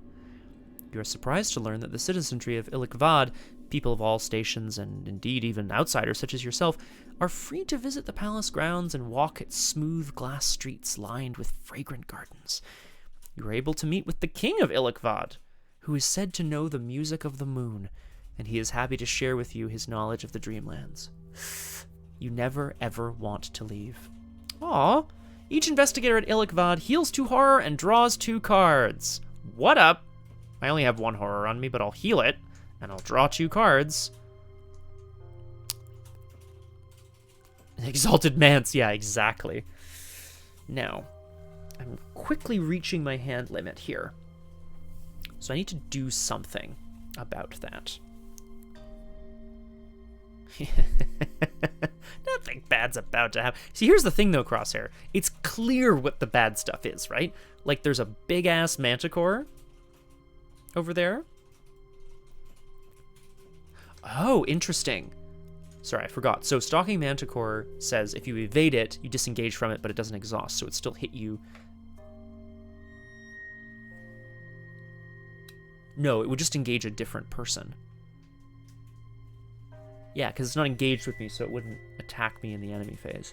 No, until the end of the phase, it can't engage you, so it would re-engage you in the enemy phase. So evading it only works once. What I really want is a Spectral Razor that I can shoot out next door into the Forbidden Lands and blow this guy up. Or, I don't know, a Storm of Spirits or something. Or an Occult Lexicon. This could work. Occult Lexicon is not... It's a spell, ritual, or relic? I don't think it's any of those. No, that's okay. I wonder too, Plague Lord, I wouldn't be surprised if it said something on the back that's like, you know, you can now defeat Horde of Night or something. I honestly don't know this place. I don't think I've been to this part of the map before. That's my thought. Like, what would you learn in the Forbidden Lands, you know? Because the Manticore's only got 3 health. Meh. So, second action. Luke Robinson managed to gets his hands on a tome, an occult tome, the Occult Lexicon. This is a book that is prized beyond all measure. Witten Green, of course, is thrilled to get her hands on some new books. She is, of course, a hunter of rare books. That is her title. She is thrilled to get her hands on something like this, even though there seems to be maybe some horror within. After Occult Lexicon enters play, search your bonded cards for 3 copies of Bloodright. 1 to your hand, the other 2 go in the deck. If the tome ever leaves play, you have to remove them from your deck. Let's have a look. Bloodright is a spell. Draw 2 cards. Discard up to 2 cards from your hand. For each card thusly discarded, you may gain a resource or spend a resource to deal a damage to an enemy at your location. Bloodright, of course, is a spell that this Occult Lexicon teaches, wherein you master the energy thrumming within your own blood and use it to attack people. It is where it gets really interesting, my friend. Luke Robinson may play 1 event each turn as if he were at a connecting location and engaged with each enemy at that location. So third action, I'm going to play Bloodright as if I were at the Forbidden Lands and engaged with the Stalking Manticore. No, very few. Well, sorry, not very few. Yeah, so like what we say in the sort of the game here, Plague Lord, like testless clues, testless damage, testless evasion, automatic things, few and far between. It's very unusual to have it at level 0, because this is a level 0 card. And more importantly, it's very unusual to have it in a faction that's dedicated to, like, investigating. They're not a damage class, you know what I mean? This is free damage. It's not free, technically, but anyway. So I'm going to draw 2 cards. Then yes, and a Spectral Razor. Then I'm going to discard up to 2 cards from my hand. Yeah, oh yeah, for sure. I love the hemispheric map, but I don't think I'm going to play it this scenario. So I'm going to discard this Astounding Revelation and the hemispheric map. I spend two resources to do... Ooh, I should actually read the thing. Deal a damage. Yes. For each card discarded, you may spend a resource to deal a damage to the enemy at my location. That is true. The first spell card would be reduced by 1. Unfortunately, it's already a 0 cost card, so... But I'm still very happy to pay 2 to put 2 damage on the Stalking Manticore. As if I were at that location. So, there we go. Not bad. Let's reorganize my hand a little bit here, hey? Just so I know kind of what I'm working with. Wow. Wowie Maui. Look at this hand. Incredible. Okay. Thankfully, I know. Well, I mean, I think I just got incredibly lucky with that. So here in Ilikvad, between Witten and Virgil and Luke, they were able to come across this, well, occult lexicon, this book that has a series of spells in it, some of which are useless, some of which are indecipherable, but the one that Luke is able to divine and figure out, this blood rite. He's able to divine how to use some of his own blood and the energy in it to deal damage, to attack other creatures. Somewhere out in the Forbidden Lands, a huge roar erupts from a creature that is being assaulted by this magic. We move into the enemy phase. Neither of these enemies hunt. So we're moving straight on into the upkeep phase, where we draw a card and gain a resource. And I met my hand size. Blood makes right. The Whispers of Hypnos go away because that's only for a round. And then we move back into Mythos. The City of Glass has a number of vantage points, cards from the namesake glass. Whoa. So cool. Plague Lord, I love it. We go to 4 out of 7 Doom. We draw an encounter card here in Ilikvad. Oh, it's another copy of Whispers of Hypnos. I'll just go ahead and shuffle that deck up a little bit. Now this time, I'm going to choose Intellect to get -2. Because I don't plan on investigating this turn. Right? Right. Move back into the investigation phase. Now the Whispers coming across the Forbidden Lands from the city of Zulanthek are louder, and they are starting to drive Luke mad. He needs to get there soon, or else he won't be able to think of anything other than traversing the Forbidden Lands. So, first action. I mean, I don't know why I wouldn't. I'm going to do it again. I'm going to play another copy of Bloodrite, as if I were next door. So I'm going to draw 2, and then I'm going to discard up to 2. The first one will gain me a resource. The second one I'll have to spend a resource. I'm going to discard a copy of Read the Signs to gain a resource. Ooh, yeah, Crosshair. I quite like that. The idea of, like, the generalist, right? There is one investigator, 2 investigators that have 3s across the board. But the idea of being like, yeah, choose 2 stats when your round begins. You get -2 to one, +2 to another. And you can just come do this. Really fun. What the hell else am I going to get rid of? Card draw. Because I don't need it. Spend a resource to deal a damage to the Stalking Manticore. By focusing his magic through these window panes, as per Plague Lord, thank you, the roar of the beast erupts across the landscape once more and then falls silent. Second action, we're going to move out into the Forbidden Lands. Third action, I really want to try this test. I think this is going to be awesome. Let's talk about the possibilities of this test, shall we? I have to test Combat 1, Agility 2, and Willpower 3. Now, I have 6 Willpower, so I'm not too concerned about that test. If I could commit an icon, that'd be fine. I have 2 Combat, so I'm 1 up on the Combat test. I have 3 Agility, so I'm 1 up on the Agility. That is correct, Crosshair. You're absolutely correct.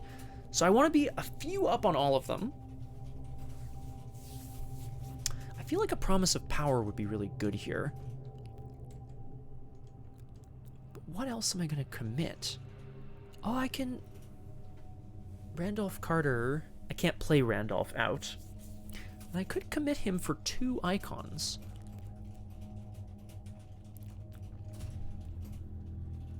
So you know what? Yeah, before I do any weird committing of... Well, actually, no. The more curse I have in the bag, the better, because then I can use it as a +1.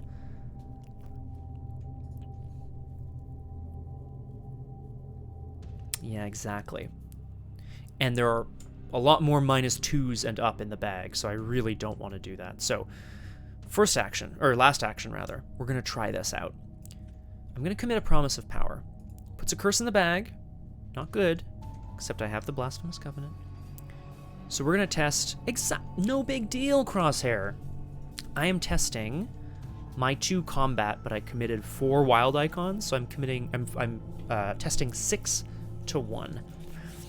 Out here, well, actually, let's find out. Out here in the Forbidden Lands, Luke Robinson is making his way across them, trekking to Zulendthek, and trying to find out what he can from the landscape, trying to survive. Just super cash. 6 to 1. Yeah, 6 to 1. Oh, I'll exhaust Crystal Pendulum, and I'll name 3. Succeed or fail by 3. That's good enough for me. So I had 6 minus 2 is 4 to 1. I succeeded by 3, so I'm going to draw a card. So that first test was successful. The second test is an agility test. I have 3 agility against the 2 of the thing. I'm going to commit Randolph Carter to this test to be 5 to 2. That's 3 up. That's a pretty good place to be. Do I have another agility icon I want to commit? No. 5 to 2. Tablet, which is minus 2. Okay. Succeed there. And now the final thing we need to do, Luke Robinson needs to absorb everything he's learned out here in the Forbidden Lands and focus past the whispers of Hypnos, past thoughts of Tony Morgan back in the waking world. I need to test 6 willpower to 3, and frack, do I want to commit something to this? I don't want to commit anything. 6 to 3. Curse. I'm going to make it a +1 with the Blasphemous Covenant. So that's now 7 to 3. Punch the sand, avoid the sand, contemplate the sand. Conclusion, it's sand. Minus 2. Okay, let's figure this out. I had 6 will, +1 because I used the Blasphemous Covenant at 7. Minus 2 is 5. Success, I don't believe it. Flip this card over. A shrine to the gods. Throughout these perilous and hellish lands, you are beset by nameless... It's coarse, it's rough, it gets everywhere. You are beset by nameless beasts, hazardous terrain, and creatures too bizarre to describe. Even so, you press onward in the hope that you might learn something of the gods in this forsaken place. On the 3rd evening you spend here, you find a shrine beside a lake of fire. Tucked away among a range of volcanoes, the shrine bears a statue carved in the face of the volcanic rock, long forgotten by ancient dreamers and outsiders alike. A mark of the Dreamlands gods, perhaps? You draw the statue's likeness in your journal and hope that it might hold some significance. You have uncovered a sign of the gods, baby! Place a resource on the scenario reference card. Copy, paste. That's 2. Shuffle a set aside copy of Tenebrous Night Gaunt into the encounter deck and flip this card back over. Well, that doesn't sound good. We won't look at it, because I like to be surprised by this sort of thing. Classic. Okay. Does Horde of Night... I feel like Horde of Night does something. Did I miss something in the setup for this? Sorry, I'm just making sure I know what I'm doing here. Nope. Okay. Is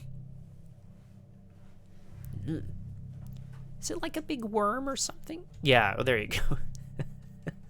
Okay. And that brings us to the end of the investigation phase. So far, so good.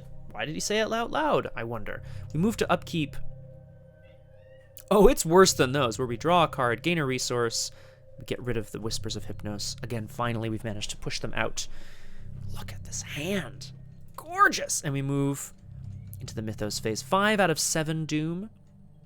And we draw an encounter card out here in the desert. Hunted by Corsairs! Yikes. Back at the city of... Why don't I remember the names of these alien places? It's Ilikvad. Back at the port city of Ilikvad, Corsairs, hunter mercenaries, pirates, begin asking around, looking for Luke Robinson the Dreamer, Witten Green, the strange woman who loves her books. Attach Hunted by Corsairs to the current act. When the act advances, everyone takes 2 damage. Straight up. The attached act gains test intellect 4 to outwit the Corsairs, or agility 4 to sneak past them. If you succeed, discard hunted by Corsairs. See, I love this because you can just choose not to advance the act, but then, you know, you don't go anywhere. And it does nothing until the act advances. So that's really fun. We move back to the investigation phase. Okay. Then I think I asked blasters.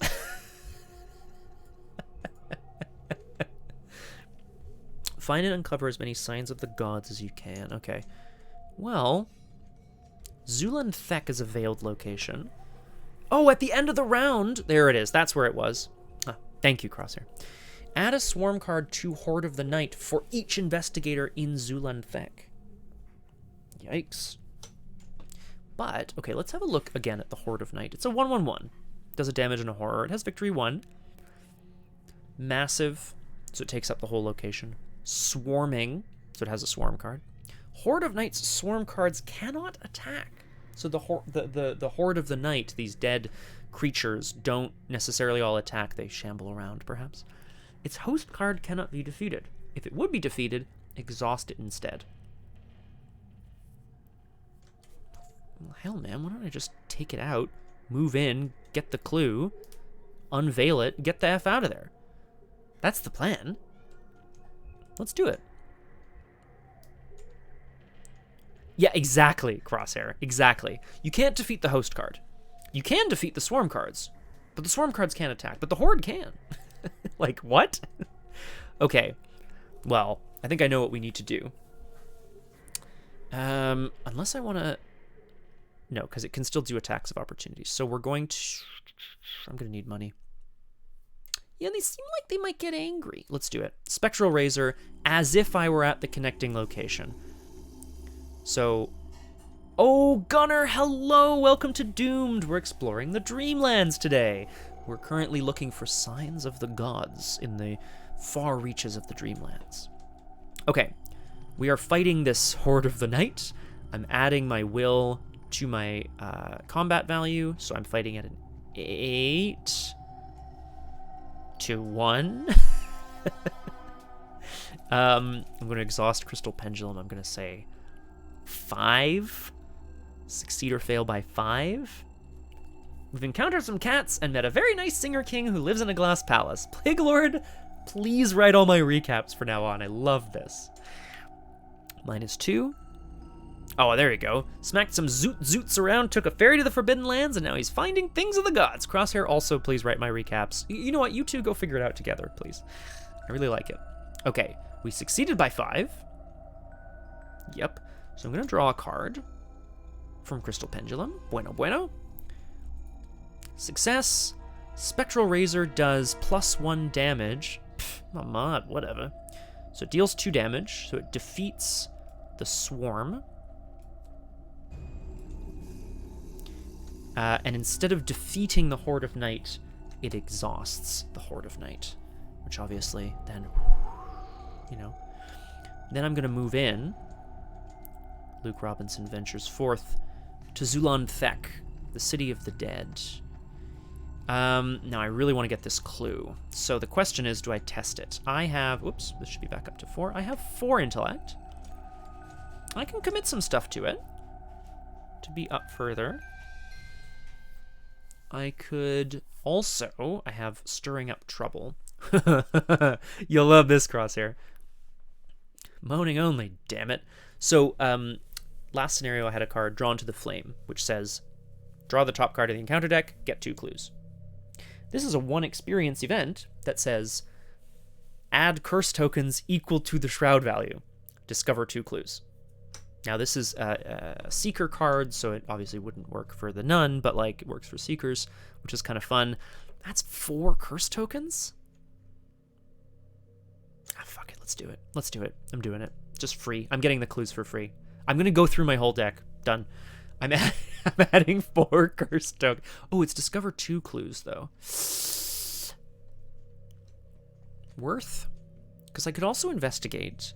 Throw in Enraptured. Throw in something else for an intellect icon. I'd be like 2 up. No, fuck it. We're just doing it. We're doing it. We're stirring up trouble.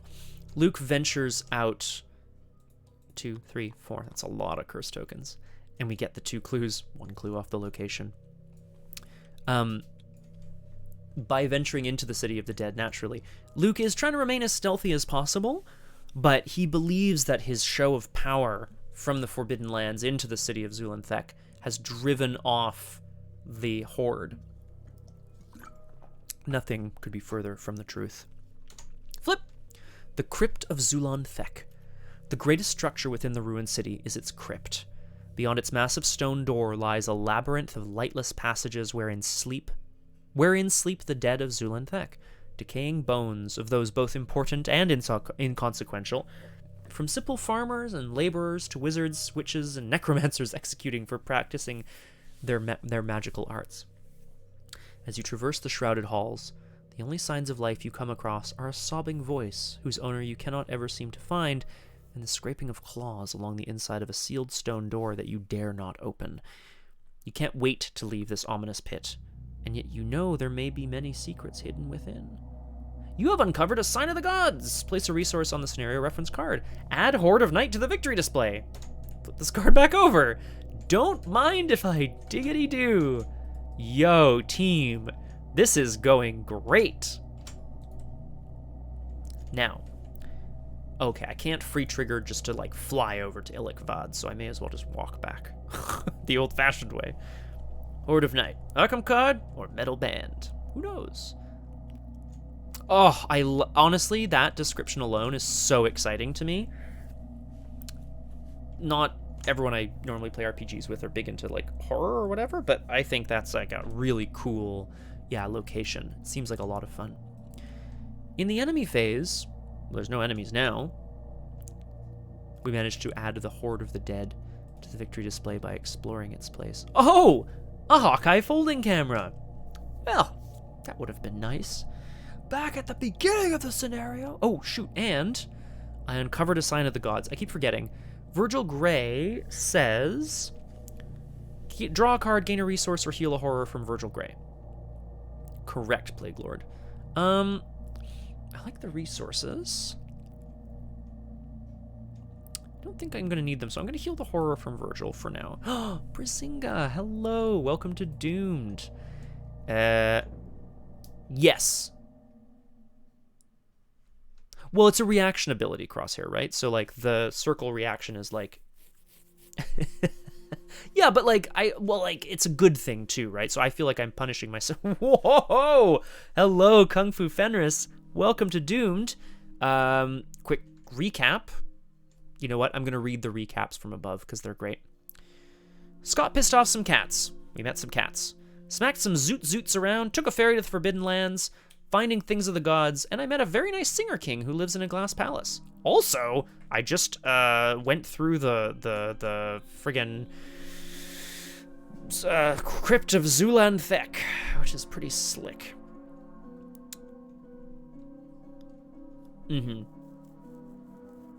Everybody was kung fu. Don't go to Dilith Lean. Uh-oh. You're gonna be really mad when I tell you we already did Kung Fu Fenris. We already went to Dilith Lean. God, I can't believe how much you know about this stuff. I love it. Okay. Spooky piano. How are the sound levels, Rocky? You can hear it. That's good. Okay. So Mythos phase. Yes, we go to 6 out of 7 Doom. Let me draw an encounter card. Yikes. This is the Priest of 1,000 Masks. Obviously something that is attempting to hunt us. This is a humanoid cultist. While the investigators have uncovered 2 or more signs of the gods, Priest of 1,000 Masks gets +1 fight, +1 evade. 4 or more signs of the gods, +2 health. Good, Rocky. Thank you. 6 or more signs of the gods, +1 damage, and retaliate. I have a feeling we're just gonna try to bounce. Just try to get away from this thing.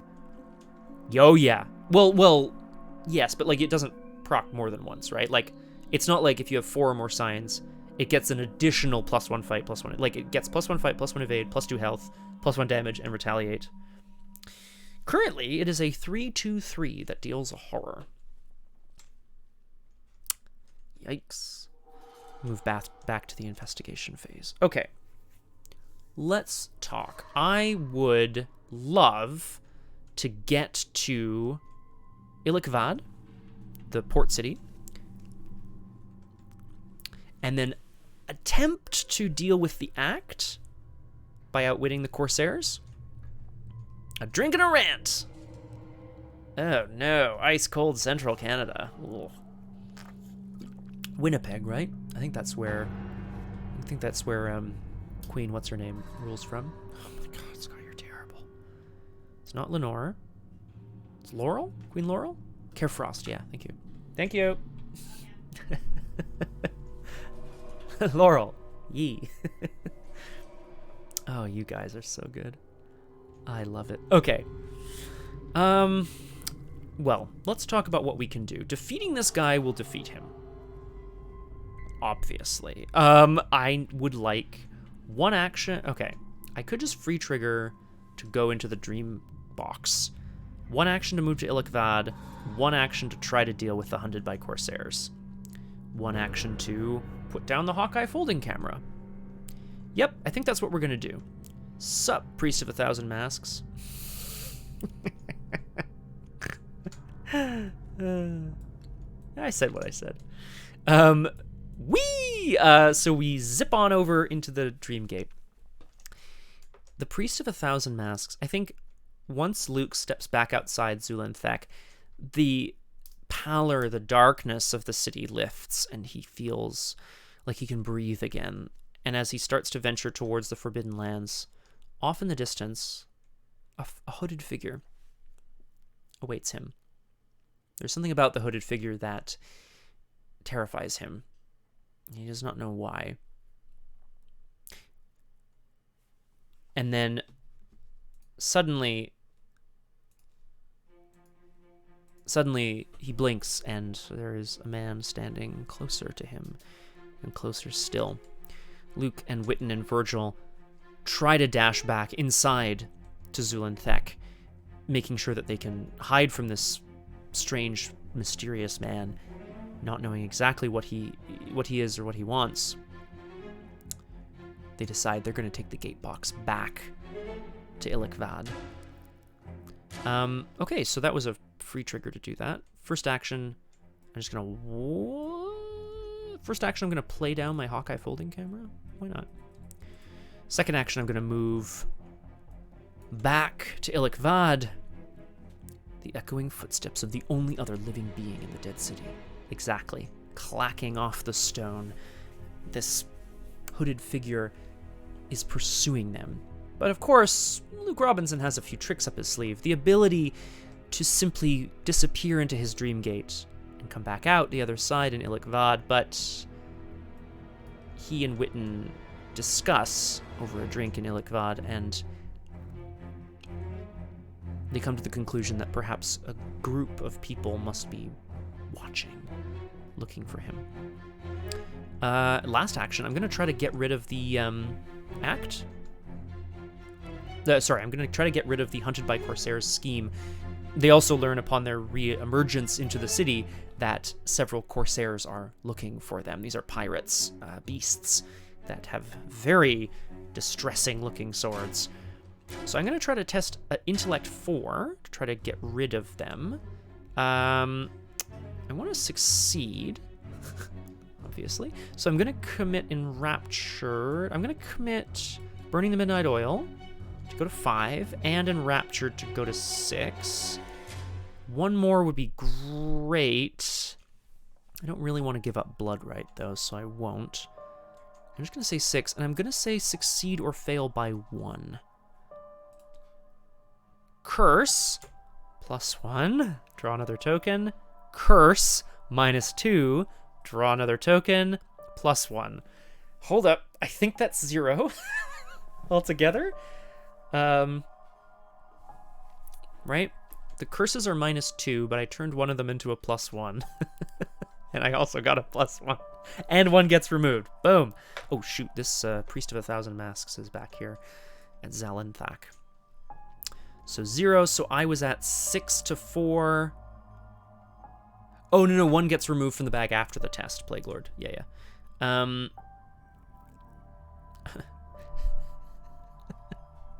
It's 2 + 1 + 1 + 2. No, it's 2 + 1 + 1 + I don't remember the line from Clue, but good times. Yeah, I succeeded by 2. That's okay. I will... Oh, I still get a token on Gatebox from Enraptured. I don't get my Crystal Pendulum. My math tells me I don't anyway, because I succeeded by 2. But I discard Hunted by Corsairs as I manage to outwit them. Luke leaves a couple of hints lying around that a mysterious new visitor to Ilikvad is going to be seeing the Palace of Rainbows. And indeed, there are some creatures seemingly haunting the docks, but perhaps their main force has ventured off there. We go to the enemy phase, where the Priest of 1,000 Masks does not hunt. And we go to Upkeep, where we draw a card, gain a resource, and at the end of the act, we can advance. You may move to another region by advancing this act. I will advance this act. Where to? You finally return to your ship, ready to leave this accursed land behind. Let's not tarry in this godforsaken place any longer, the captain said, barking orders to his crew. Ilikvad may be a jewel, but the lands beyond are fraught with danger. Pick a heading. Any heading, just so long as it's away from here. Search the encounter deck discard pile and play areas for Horde of Night and Stalking Manticore, and remove them from the game. They're in the victory display, not a play area. Shuffle the encounter discard pile into the encounter deck. Yes, agreed, Crosshair. I'm going to go do that after this as well. Choose one. You cannot choose a place you've already visited. We're going to the Timeless Realm to the east, which I'm really excited about. Which is, let's have a look. And then I will be back. Oh, well, we'll do the setup first. Lose your clues. Fine. Fine. Remove locations from the game. Any of them have victory? Oh, baby! Ilikvad! Woo! I'll take it. Remove other locations from the game.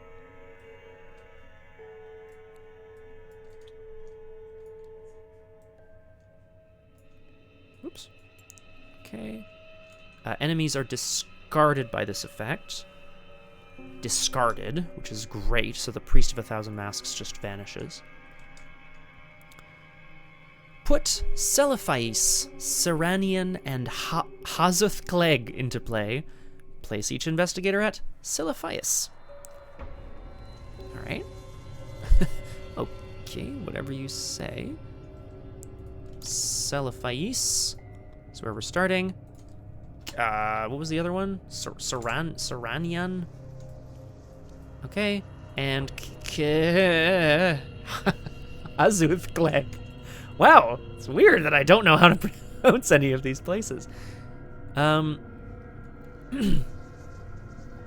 masked cultist finds themselves forever lost in a whispering city with no one left to speak. Well, you're assuming, Plague Lord, that Priest of 1,000 Masks can't find his way home.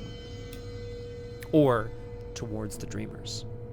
Although I think that's actually a pretty fair interpretation, and I'll allow it. It is connected to both of the other locations. So I'm going to do this. Oh, no, this is a more interesting map. It's not just a line. Celephais is connected to Seranian, and it's connected to Hazuth Clegg, which is also connected to another place, which we don't have.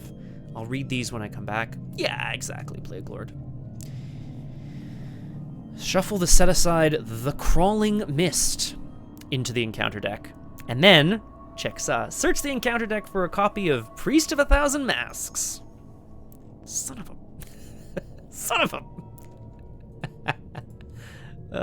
The Crawling Mist. Shuffle it into the encounter deck, I think it said, right? Yep. Oh, look! Another one! Priests of 1,000 Masks. Spawn it at Hazuth Clegg. Okay, so it's there. Advance to Act 2A, The King's Decree. I'll read it, then I'm going to take a quick break for some water and whatever. I'm super down to keep playing this until we doom out, basically. Much of the valley realm of Uth-Nargai, ruled by the dreamer Kuranes, eludes the grasp of time. Nothing here ages or falls into disrepair. It is a realm of wonders and marvels. How many years might pass here before you even noticed? Find and uncover as many signs of the gods as you can, Plague Lord. Honestly, this is... I think I played the scenario once ages ago, and I don't remember it. This is so cool. It's much bigger in scope than a lot of Arkham scenarios. I just think it's so cool to have like a big quest like this, you know? All right. We're going to take a quick break. I'll read the locations when we come back, and we'll draw our encounter card and blah, blah, blah. We'll be right back, folks. Get some water, get some drinks, and we'll see you in a sec. Oh, hi, and welcome back once again to Doomed. Solo playthroughs through Arkham Horror, the card game with a focus on cats, roleplay, storytelling, and a drink.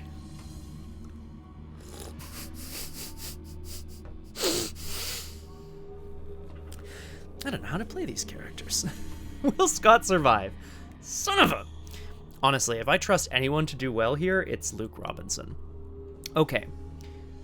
Setup. We're in the Timeless Realms, which was explained to us as nothing here ages or falls into disrepair.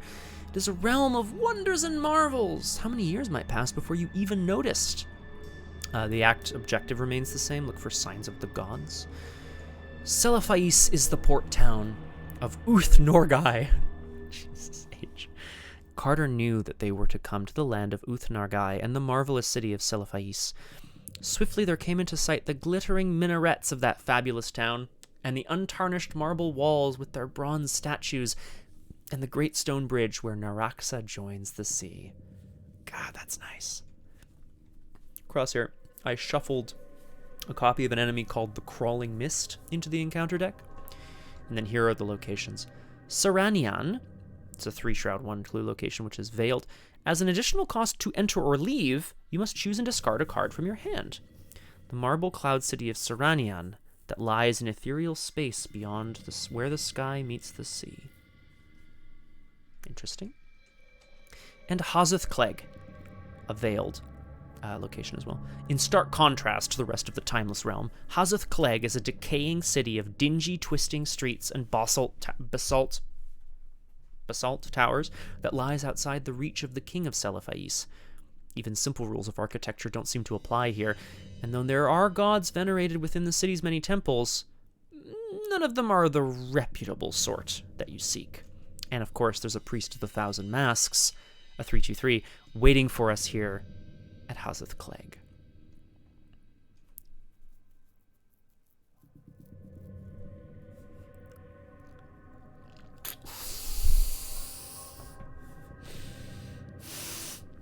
You have to understand, Crosshair.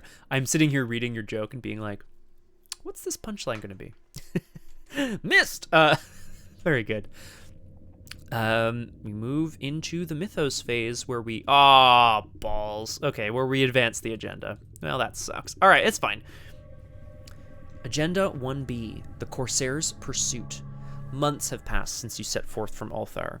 Along the way, you have seen many fabulous places and met many strange and interesting people. Some have been helpful, giving you sage advice or pointing you in the right direction. Most, however, have regarded you with suspicion and wariness. Perhaps it is because you are a dreamer from the outside world. Or perhaps it's because you're foolish and accursed enough to seek out the forbidden places of the Dreamlands. But it is the Corsairs who truly frighten you. Now, we've managed to avoid them as of so far. Throughout your travels, you spot them pursuing you time and time again. Men of Leng, the inhabitants of the Dreamlands call them. Sort of a revel from Disconcordia. Satyr-like creatures with hooves instead of feet and great curved horns protruding from their foreheads. They sail on long black galleys with black sails, their didgeridoos, but no, I'm just kidding. You know not why they hunt for you relentlessly, and you are not keen to find out. Shuffle both set-aside Corsair of Leng enemies into the encounter deck, along with the encounter discard pile. Cool. Cool. Don't need them to find me. As long as they don't start panning, you're fine. Agenda 2A, Agents of the Outer Gods. So they're hunting you to hug. Right. Yeah. Yeah. Perhaps seeking Kadath isn't a cursed venture after all. Even so, curiosity gnaws at your mind. What proof could the resting place of the gods hold for you? Same thing, if you're at a port location, resign. Venturing into the unknown has become too dangerous, so you return to safety with the information you've gathered. This is the last agenda, 9 doom.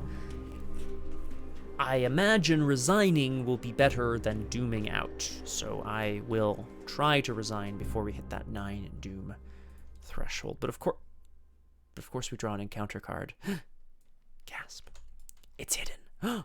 This is the Law of Igoroth Discord. Did I have any of these in the last scenario? I think so. Peril. Hidden. Secretly add this card to your hand. You cannot commit cards to skill tests with an odd number of total skill icons on them. Discard a player card with an even number of total skill icons to discard this card from your hand. Okay, so odd numbers can't be committed. They can still be played. So these can't be committed, these can. But that's committed, right? So I can still play them. No skills in hand. That's okay. Move back into the investigation phase. Well, first things... Wit and Green. Well, I just put the locations into play, so I'm going to search the top 9 cards of my deck for a tome. Tome or relic? I don't think I have any relics left. Oh. Don't have any... Okay, well that didn't do anything then. I thought I had another researched thing. Okay, so first things first. We are going to attempt to find out what we can in Selephais, where the king lives. It's got victory 1 as well, so I definitely want to try to get this. I have 4 intellect here. I could commit anything. Fireworks? Saturday night, what the hell? I'm just going to test this. 4 to 2, and I'm going to say pass or fail by 1 with the Crystal Pendulum. Curse, +1. 0. So I actually passed by 3. That's okay. Goes back in the bag. I get the clue, which charges up the Hawkeye folding camera, which gives me +1 willpower. Luke Robinson managed to, venturing out of the other city that they were just in, whose name I can't remember, but I'm going to have it on top here so I can remember. Oh, that's Ulthar. Oh, no, it's in the victory display. Venturing out of Ilikvad, where, of course, he found the occult lexicon with the Blood Rites spell. He also manages to find a strange... Exactly, Plague Lord. He manages to find a strange recording device. Now, he was told in no uncertain terms that you can't bring anything back from the Dreamlands. But if nothing else, these images are going to help him remember his times, that he can perhaps write things down.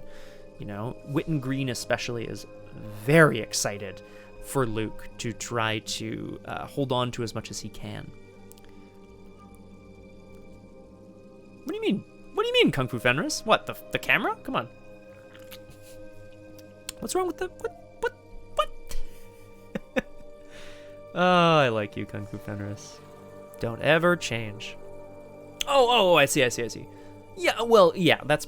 I mean, we've been told we can't. But I do tend to agree with you, you probably can. I mean, I'm excited for us to find out. Because if I can bring... If I can bring one of the Zoogs back... Oh, so cute! Now, Serenian has a clue and a victory point and probably something on the other side that'll help. Hozath Clegg is just a veiled, dingy, garbage city where there's a priest of 1,000 masks. Oh, veiled! Oh, shoot.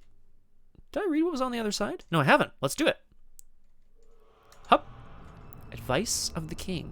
Here you go. This one's for you, Plague Lord.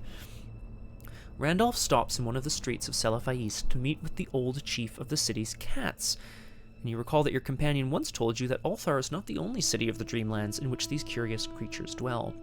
The cat informs Randolph where he can find his old friend, and you are surprised when your companion leads you to a rose crystal palace in the center of the city. Here, you meet with King Koranes, who rules the region. When you tell Koranes of your quest, he indicates that you may find what you're looking for in the great temple that lies in the center of Hozath Clegg, a city beyond his timeless realm. But his advice comes with a warning.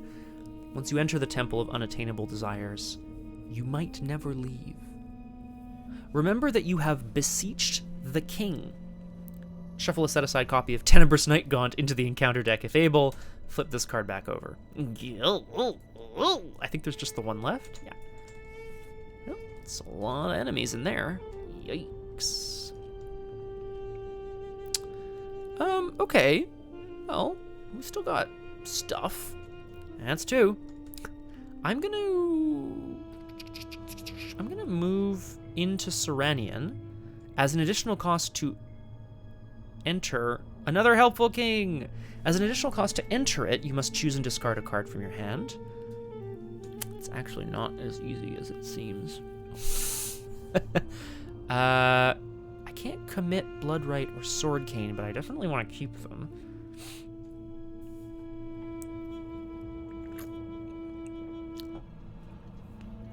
That's just my other copy of Wit and Green. Soon I'm going to be looping my deck anyway, so not such a big deal. Last action, we're going to investigate here in Serenian to see what we can find in this port city in the sky. Oh, it's a port city too, so I can resign from here if I need to. It's 3 Shroud, 1 clue. I have 4 intellect, 4 to 3.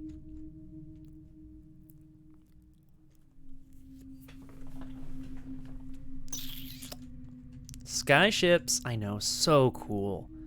So cool. The marble cloud city of Serenian that lies in ethereal space beyond where the sea meets the sky. Yeah, I commit deep knowledge to this test, which I'm allowed to do because it doesn't have an odd number of skills. So yeah, okay. So I'm at 5. Totally normal boat, floating on a cloud. No big deal. 5 to 3. Test. Skull. The number of signs of the gods uncovered, which is 3 now, so that's a fail, unfortunately. Enemy phase, no enemies on the board. Upkeep, we draw a card, we gain a resource. It's a cult invocation. Another damage spell.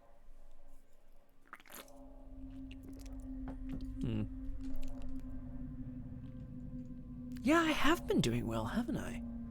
God damn, we go to 1 out of 9 doom. We draw an encounter card. I knew it was going to be an enemy.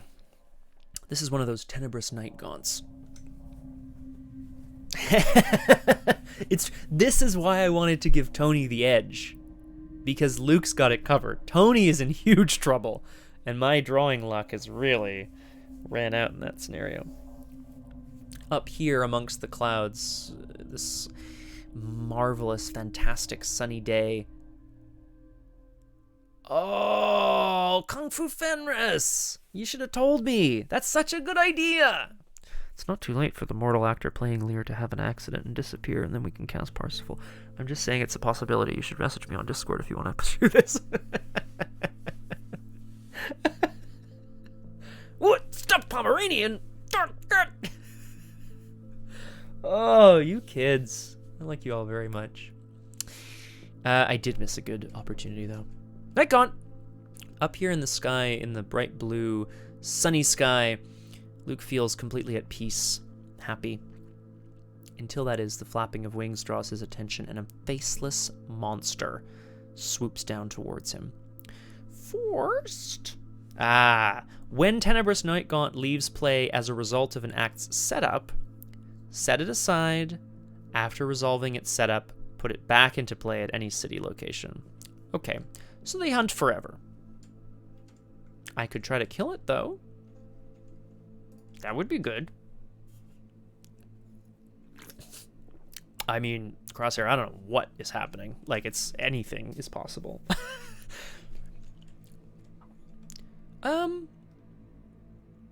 Oh, my hands are full.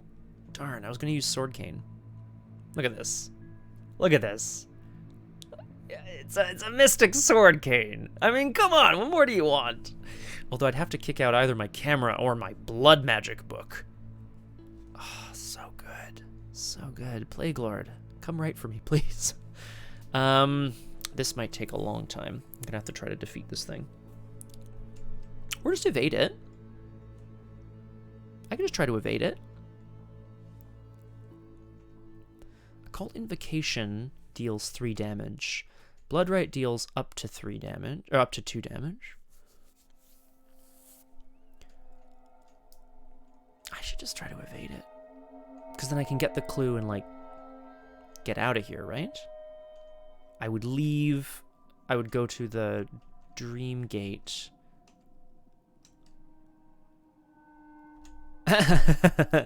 See, Plague Lord, this is the thing.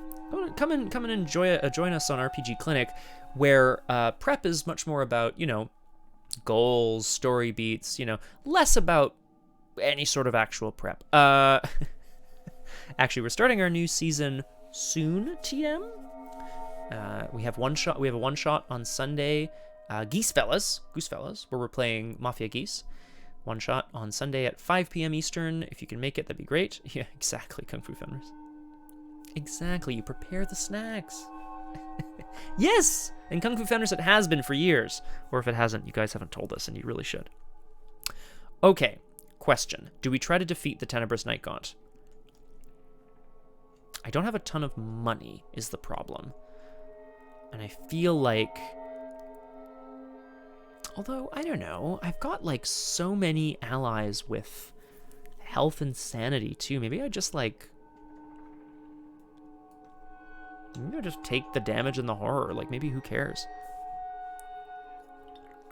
Oh, no worries. Plague Lord, you're referring to Exalt Witch Academy, I meant. Yeah. So, the second season is the last one. We've left the Exalt Witch Academy for now. Just so you know... if you're not already on the Discord, you can, join us there. Soon, TM, we're going to be starting a new season of Neo Rokugan. That's Legend of the Five Rings, Cyberpunk Edition, which I'm pretty jazzed about. If that's your jam, I really hope people join us. I think it's going to be really cool. System looks great. Super jazzed about it. Scott, back to the work. We got to do something here. Scotty, but what the hell? Okay. 4 combat, 1 agility. I can just evade this, probably. Let's try it, right? We're going to see if Luke can just get away. Ah. Cool. Okay, cool, Crosshair. I like that. Let's just try to evade this thing. I have 3... Oh, damn. Okay, well, I hope we're up to snuff here. I have 3 agility, so I'm just going to test. 3 to 1. Done. Boom. See? Problem. Luke manages to duck into the city of Seranian as the creature screams off into the night. It's not going away anytime soon, and I think he knows that. Second action, I'm going to investigate here. I'm 1 up. Love my odds. I'm 1 up. I'm going to use Crystal Pendulum. I'm going to name 1 on this one. I should have done it on the previous test, but I did forget. Let's just investigate 4 to 3. Ooh, okay. So I failed by 2. One more time, and then I'll just get out of there with, you know, that thing. Dreamgate. Or maybe I won't, actually. Maybe I won't. Whoa, -4 that time. Yikes. Okay. Clearly, the city does not want to give up its secrets. Enemy phase. Tenebrous Night Gaunt. Do I mind if it re-engages me? Ooh. Dream Kata. A little bad news. I need more, willpower. I don't want to have to keep evading this thing. That's what I don't want. You know what? We'll leave it for now. Upkeep, we draw a card and gain a resource. It's the other Hawkeye. That doesn't help me at all. And the Tenebrous Night Gaunt once again swoops down to try to destroy Luke. Move to a Creepy Flap Flap. Of course. Exactly. We go to 2 out of 9 Doom. We've slowed down considerably here, team. And we draw a Corsair of Leng. Now that's really bad news. It spawns at the city location nearest me, which is, of course, right here. This is an alert. Whoa, the Corsairs of Leng also. A ship appears in the sky, and trooping off the boat is more than a handful Ever-present pursuant does sound like a cool exalted name. More than a handful of these satyr-like creatures.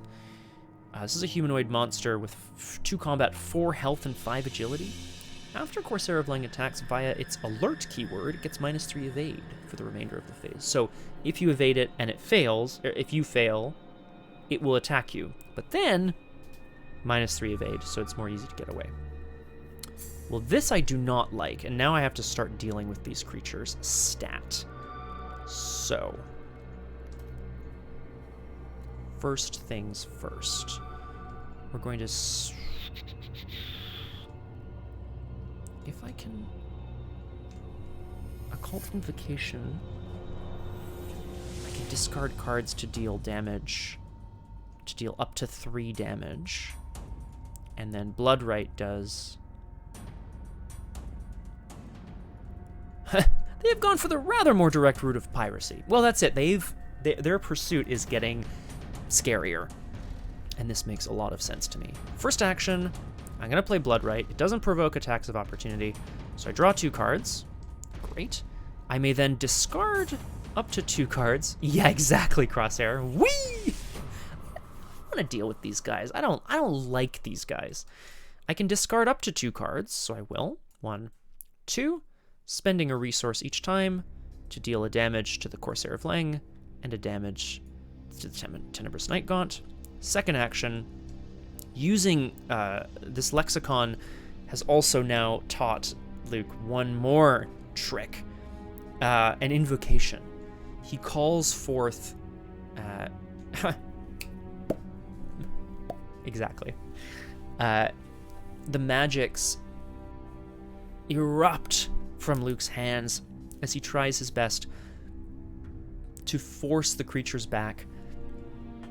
And then chanting words he's found in the lexicon, a rush of air and fire starts to wreathe around him. He's hoping to blast the Corsairs of Lang back onto their ship and off into the sky. So here's what I do here. I discard up to 2 cards from my hand. Doesn't feel great. I'll discard Sword Cane and read the signs. You get +1 book and deal +1 damage for each card discarded. So I have 4 intellect, 5, 6 to 2. Elder Sign, point, place a charge on Gatebox. That feels good. And it deals 3 damage, defeating the Corsairs of Lang. Ah, thank you, Crosshair. I should have pulled it sooner. Should have pulled it last turn. The blast of energy and air and sparks that shower out of Luke's hands drive the satyrs back, screaming onto their ship, which basically falls out of the sky, disappearing back into the clouds and leaving him for now. Oh no, this is interesting. I can't leave without spending a card. Oh, that's bad, because I really wanted to play Armageddon. Oh, well, I'm not going to be able to play Armageddon. Yeah, no, straight up. We're just going to... Oh, God, am I really going to investigate here 4 to 3? I really want to. I'm going to try it. I'm going to investigate, take an attack of opportunity as the Tenebrous Night Gaunt screams down out of the sky. I take a damage and a horror. I'll put them both on Witten. Sorry. As the beast comes out of the sky, it slashes down towards Witten, who scrambles out of the way, and Luke, Witten, and Virgil end up, well, let's see where they end up, right? Out in the open? 4 to 3.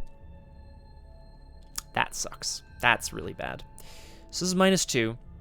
If you fail, take a damage and a horror, or place a doom on the current agenda. Wait, what? I'll take the damage and the horror. That is too bad. Then, in the enemy phase here.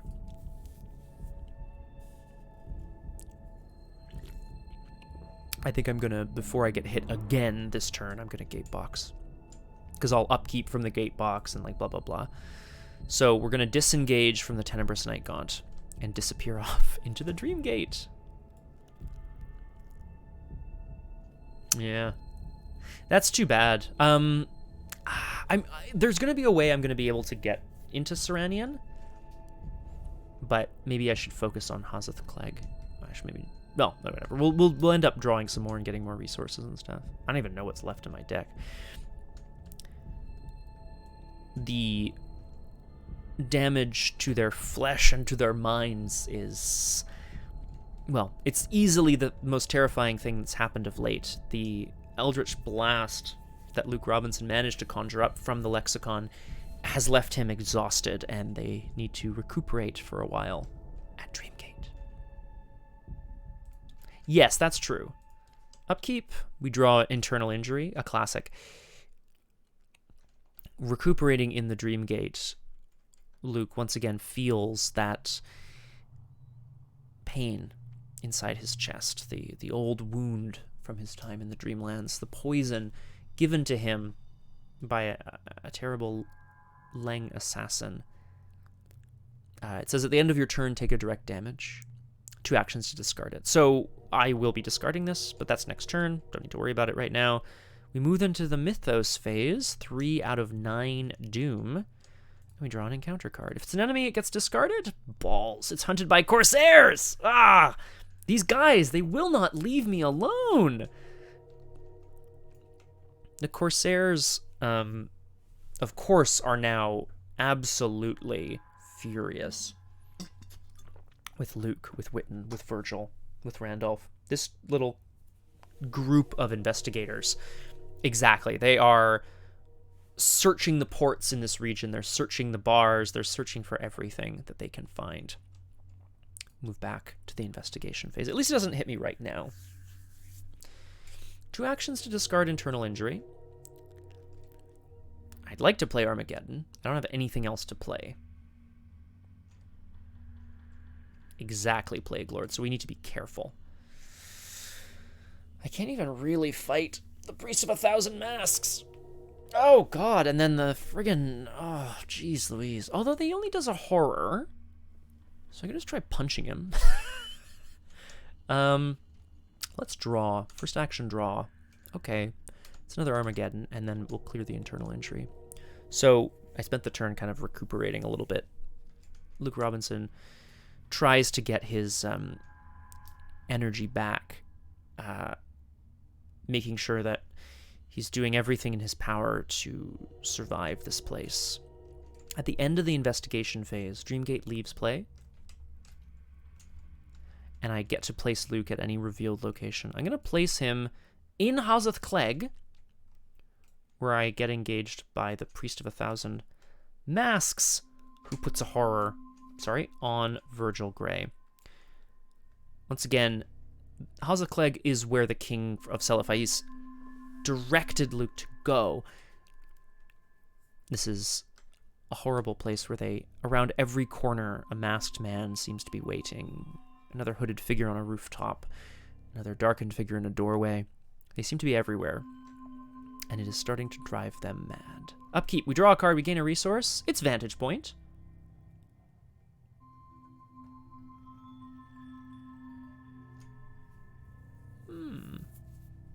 I like this. We will see. Move to the Mythos phase, 4 out of 9 Doom. I don't think we're going to be going to another act, team. Whoa! We draw an encounter card, which is another Priest of 1,000 Masks. Here they come. They are scary, team. They are scary. I have no ability to fight right now. This is very bad. So here's what I'm going to do. You guys are going to hate this so much. I'm going to use my gate box to get out. Woo! It seems every street has more faces than masks. The Dreamgate comes back into play as Luke moves there. I'm going to play Vantage Point. Play after a location enters play or is revealed. It gets -1 Shroud, and you may move a clue from any location to that location. I'm going to move the clue from Hazath Clegg. And the priests go back there. Oh, the Tenebrous Night Gaunt should have hunted to Selaphais. Ew, not looking good. Okay. from his vantage point back in the Dreamgate, it's becoming clear to Luke that, indeed, as per Plague Lord here, there are... Well, I have to clear it in order to flip Hosseth Clegg. So whether or not that's going to happen is the question. Oh, I could have pulled the clue... Sorry, I could have pulled the clue off of Seranian instead, which is worth a victory point. No, I want to get the Signs of the Gods. That's what I want to do. I don't... Like, victory is, you know, it's good. But I feel like it's less useful. How much victory do I have right now, by the way? Was there a victory point on one of the first locations? No. Okay. Yes, in order to flip a location, I need to have it devoid of clues. From up here, Luke can study the problem a bit more rationally, perhaps, just taking a bit more time. It's clear that these priests... Oh, that's true too, Crosshair. Oh, God, I love it. It's clear that these priests must belong to some sort of group that have an interest in him. And if they have an interest in him, it's either because they're hunting dreamers from the waking world, or it's because they're interested in people who are hunting for Kadath. Now that I'm here, I'm going to spend my first action to investigate this location. I have 4 intellect. I'm going to... the place I'm on has 0 shroud because of vantage point, so I'm going to spend... I'm going to use Crystal Pendulum to, say, succeed by 2. Curse +1? Curse -2? +1. So again, a classic 0 situation. One of the curses gets removed. Not bad. But I get the clue. Now, what's the game plan? I kind of want to play out Armageddon, but I need way more resources. I also want to go to Hosseth Clegg and flip it. But then I've got 3 enemies on me. And, like, no ability to deal with them. Disaster City. I'm just going to... Isn't this crazy? I'm going to take 2 resources. Wild. At the end of the investigation phase, so having spent some time... Oh, and of course I get a resource on Hawkeye, which increases my intellect to 5. There we go. Now we're cooking. Now we're cooking with gas. At the end of the investigation phase, we leave here, and I get booted out to Celephais, where I get engaged. Whoa, he's out of control, folks! I get a damage and a horror. I want to kill Witten. I'm going to put the damage and the horror both on me. Ooh! And hopefully that's okay. From the Tenebrous Night Gaunt.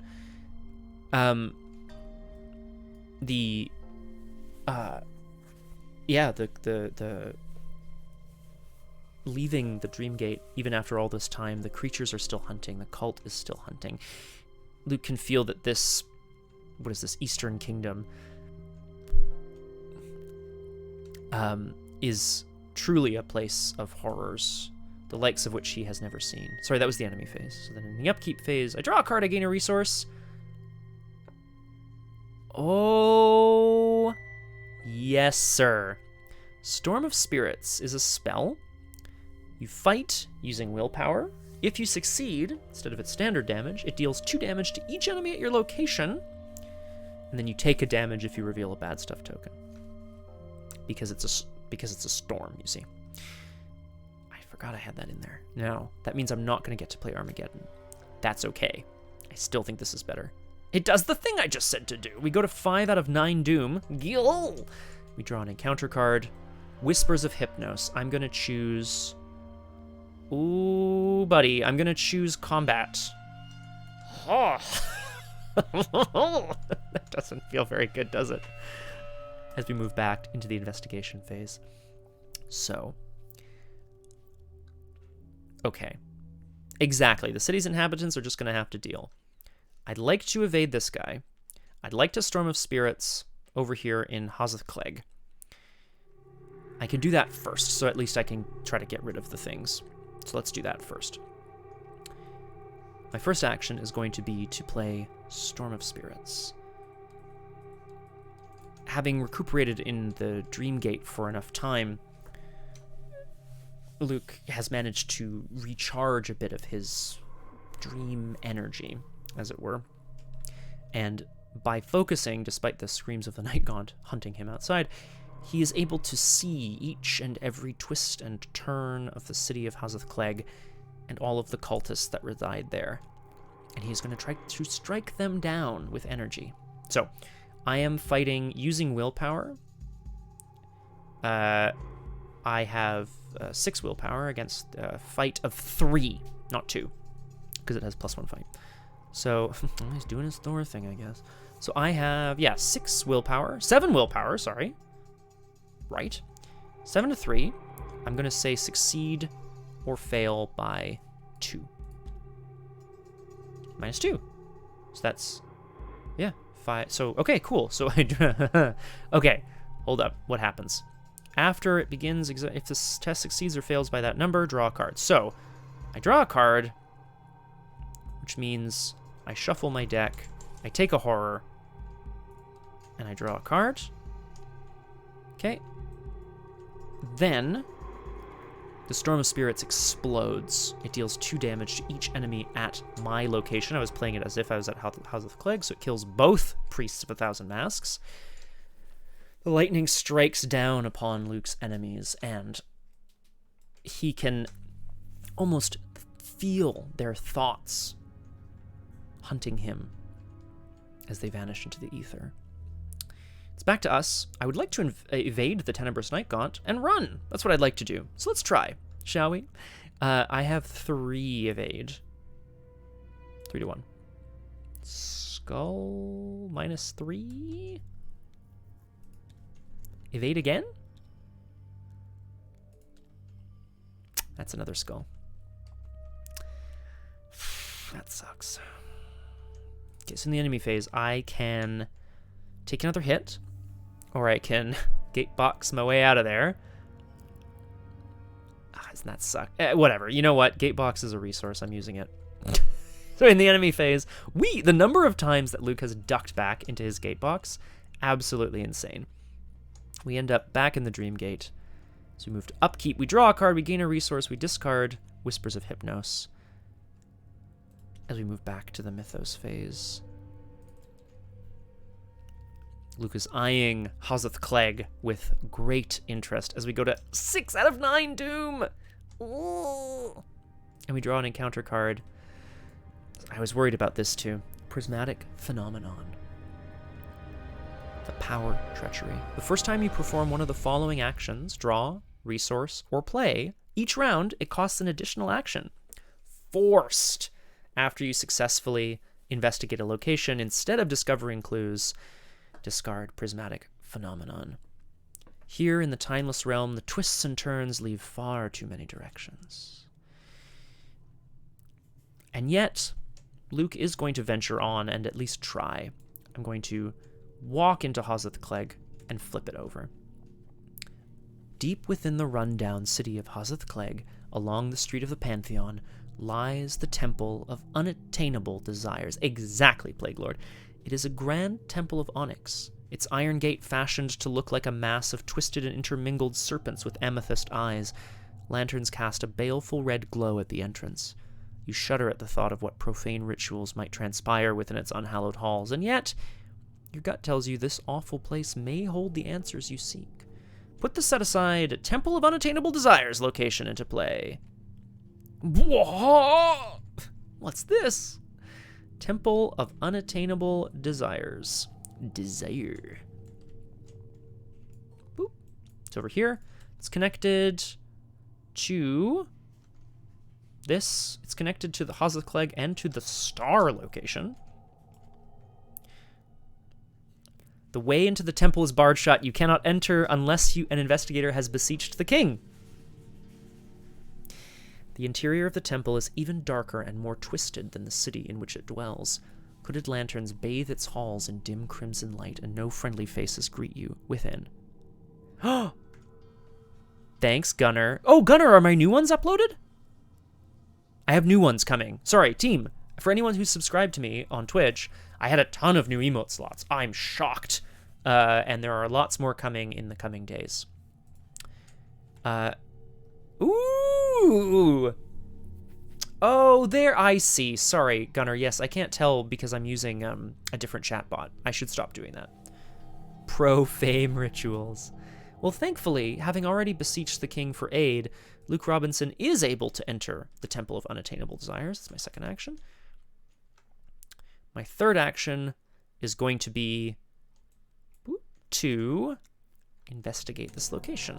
I have 5 intellect against the 3 shroud of the location. I'm going to exhaust Crystal Pendulum and say succeed or fail by 1.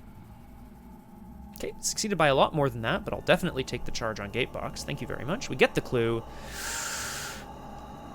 We're going to flip the veiled thing over. Oh my god. In the deepest section of the temple lies its greatest hall and its greatest curse. The moment you pass under its low, narrow doorway, oh fuck, you find yourself in another realm altogether, a twisted, hellish version of the city outside. The streets are lined with tottering houses that lean together so that they almost form tunnels, blotting out what passes for the sky in this nightmare realm. Only a single baleful star shines in the perpetual twilight, exactly Plague Lord, visible between the leaning basalt towers and twisted streets. Put the set aside, city which appears on no map location into play. Flip this card back over. I think it's this one? Yeah. Okay, let's have a look at this Artaru, shall we? This is the city which appears on no map. It's a 6-shroud, 2-clue location. It's veiled. For each priest of 1,000 masks at the city which appears on no map, reduce its shroud by 1. After you fail a skill test while investigating it, search the encounter deck and discard pile for Priest of 1,000 Masks and spawn it here. Okay, I have a very good way of getting around this. A couple, actually. But I think we'll have to leave that because that was my last action. So I'm hoping to not have to, yes, exactly, Crosshair. I'm hoping to not have to investigate because then I'll trigger Prismatic Phenomenon. Upkeep. I got a resource on Hawkeye folding camera. Blah, blah. Witten Green goes off. Ah! Sorry. I put a new location into play. We're doing it. I missed my triggers. It's okay. Don't worry about it. We're doing this for the story.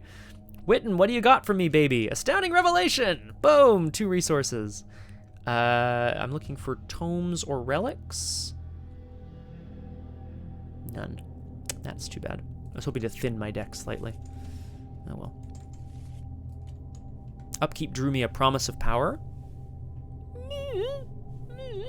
Not bad. Deep Knowledge draws me cards.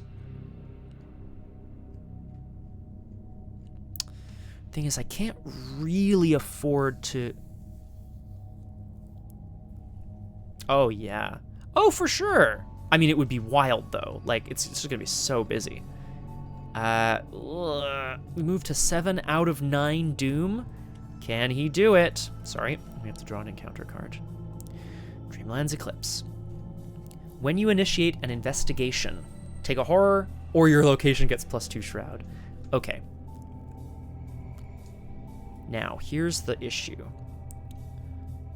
Prismatic Phenomenon says...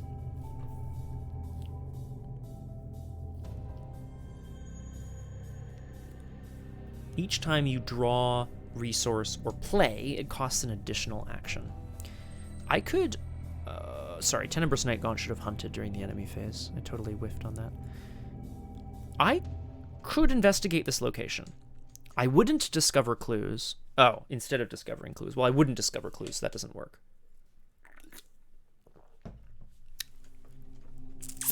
Oh, I don't like it.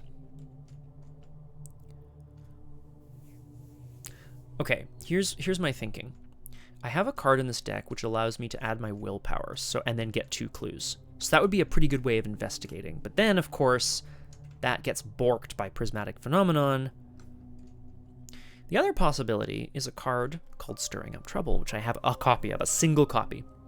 It says add curse tokens equal to the Shroud, which is 6. You can only add curse tokens if you have them available to add. There are 4 in the bag, which means I have 6 available. So I can't add any more curse tokens. I have a card in my hand that draws me cards, but it adds curse tokens. So, what are we going to do? We're just going to draw normally. It's all very crappy. If I take a test with Crystal Pendulum, I might draw a card. Blah. I could play... Okay, if I draw a fight event or something, maybe... So I'll draw a card. Cost me 2 actions. Enraptured. I'll draw another card. How many cards in hand, please? 7. Draw a card. Crystal Pendulum. Okay, we move back to the investigation. Oh, sorry, that was the investigation phase, of course. In the enemy phase, guess who's back? It's the Tenebrous Night Gaunt. He hunts in, and he attacks me for 1 damage and 1 horror. Is it time to kill Witten Green? No. 1 damage and 1 horror. They both go on me. We move to the upkeep phase, where I draw a card and gain a resource, Spectral Razor, and I have to discard a card from hand because I am way over. I'm going to discard this Crystal Pendulum. Ay-yoy. Mythos phase. I'm not going to make it. That is so yeah, and then that's discarded. Mythos phase, we go to 8 out of 9 Doom. Encounter card, Priest of 1,000 Masks, and I'm not even at the right location. Okay, investigation phase. So, if I walk into the city which appears on no map, it would have 5 Shroud because of the priest. I would take a damage and 2 horror, would kill Witten Green, or it would almost kill me. So I'd walk in. Yeah, I'd have to investigate. I'd have to either get the clues somehow, or... That's really too bad. I'd have to investigate, but then instead of discovering clues, I'd have to discard Prismatic Phenomenon. And then I'd have to investigate again. I don't have enough actions. And I doom out next turn. So, here's what we're going to do instead, team. And I'm not mad at it. I'm not mad in the slightest. We're going to gape. That's... Oh, scheisse. The city which appears on no map, of course, it's something that Luke desperately wants to explore. But there are horrible creatures breathing down his neck. And instead, we're going to pop out into the gate box. We're going to leave the priest and the Tenebrous Night Gaunt behind. I'm going to have to succeed twice here, but we'll figure that out. We move... First action, we go back to Seranian. Second action, we're going to investigate, hopefully discarding Prismatic Phenomenon. I can't commit... I can commit Deep Knowledge to this test to be 6 to 3. Oh, yeah. Well, Plague Lord, the Doom Clock, unfortunately, is the end of the scenario. Sometimes there's extra agendas, like... So you can continue, right? There's continue playing, but if I hit 9, I'm Oh, balls! I don't have the actions for this anyway. Oh, frack! Because I need to resign. Oh, man! Oh, I should have moved at the end of the last turn. I don't trust it, Crosshair. I honestly don't trust it. I was hoping to investigate, get rid of Prismatic Phenomenon. Investigate, get the clue, get the victory point, get the veiled thing. And then resign. I can't do it all. If I had bamfed out with Dreamgate last turn, I could be here already? I didn't think about that.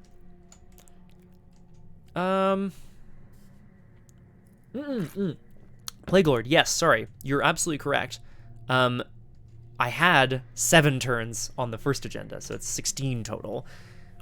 But they don't expect you to get through everything. That's the thing about Arkham, right? Some of the scenarios are very much like a do as much as you can. If you get 10 Signs of the Gods, you advance the act. But, you know, it's a do as much as you can situation. I got 3. So close. I bet you there's 2 under here. City which appears on no map. You bastard. Okay, hold up. Before I move, I'm in Dreamgate. I'm gonna draw. Oh, did I discard? No, okay, hang on. I'm not committing Promise of Power. I'm gonna draw with Deep... I'm gonna draw with Deep Knowledge. Deep Knowledge says, put 2 curse tokens in the bag. Boop, boop. Draw 3 cards. Okay, so I hit Detach from Reality. So I'm now in the shitty version of Dreamgate, which isn't connected to anything, and I'm totally screwed. Uh-oh. Oh, SpaghettiOs. Oh, no! My plan was to play, like, some sort of, investigation event from the Dreamgate. I have to. So I have to investigate it to flip it so that I can walk out and... Fuck, I don't have enough actions. Oh, I fucked up. Oh, we're at the end of the scenario! I can't get out! I'm trapped in my own dream box! Just a single extra action, man. Just a single extra action. You absolute shits. Alright, what's happening? Okay. If I investigate, I'll get out, and then I would have to move. Oh, balls. Play took 2 actions already, actually. Frack. Yeah, I fucked up. Okay, I have 5 intellect. I'm going to commit Promise of Power to this test to be 9 to 6. And what the hell? I'll commit Wit and Green to be 10 to 6. Sure, good enough. So I flip it. It's now the end of the investigation phase. So I move Luke to Serenian, which is a port city. In the enemy phase, Hunter's Hunt, so the Tenebrous Night Gaunt is coming back. Upkeep. We draw a card, we gain a resource. Of course, that old internal injury is back. And in the Mythos phase... Oh, I flew too close to the sun. I really thought I could make it. Yeah, it was so sick. Captured. You have evaded the Corsairs for weeks since their pursuit began. Each time they appear, you're able to slip through their grasp, but the noose grows tighter and tighter with each escape. Even so, you persist in the hope that you can find Kadath before your luck runs out. Even with all the information you've uncovered, Kadath eludes you still, and the Corsairs are hot on your trail. You try to make your way to safety, but you have underestimated the lengths these creatures will go to in order to capture you. Cut off all your escape routes and have taken away all of your safe havens. There's nowhere left to run, and the gate box only has a certain number of charges. Like pack hunters, they surround you. Each surviving investigator is defeated. Now, I'm not defeated by damage or horror, so I don't gain any trauma, but I am defeated. So we will go to the scenario resolution. You wake to find yourself restrained by thick cords of hempen rope lying on top of hard, moist wood. Ugh. The floor rocks steadily back and forth, and you hear ocean waves crashing against the walls. You are captive aboard some kind of galley. But why? Luke was captured. That is absolutely not how I wanted this to go. Oh boy. If an defeated investigator's deck contains Randolph Carter, no one resigned, so nobody gets it. Proceed to the resolution the investigators reached.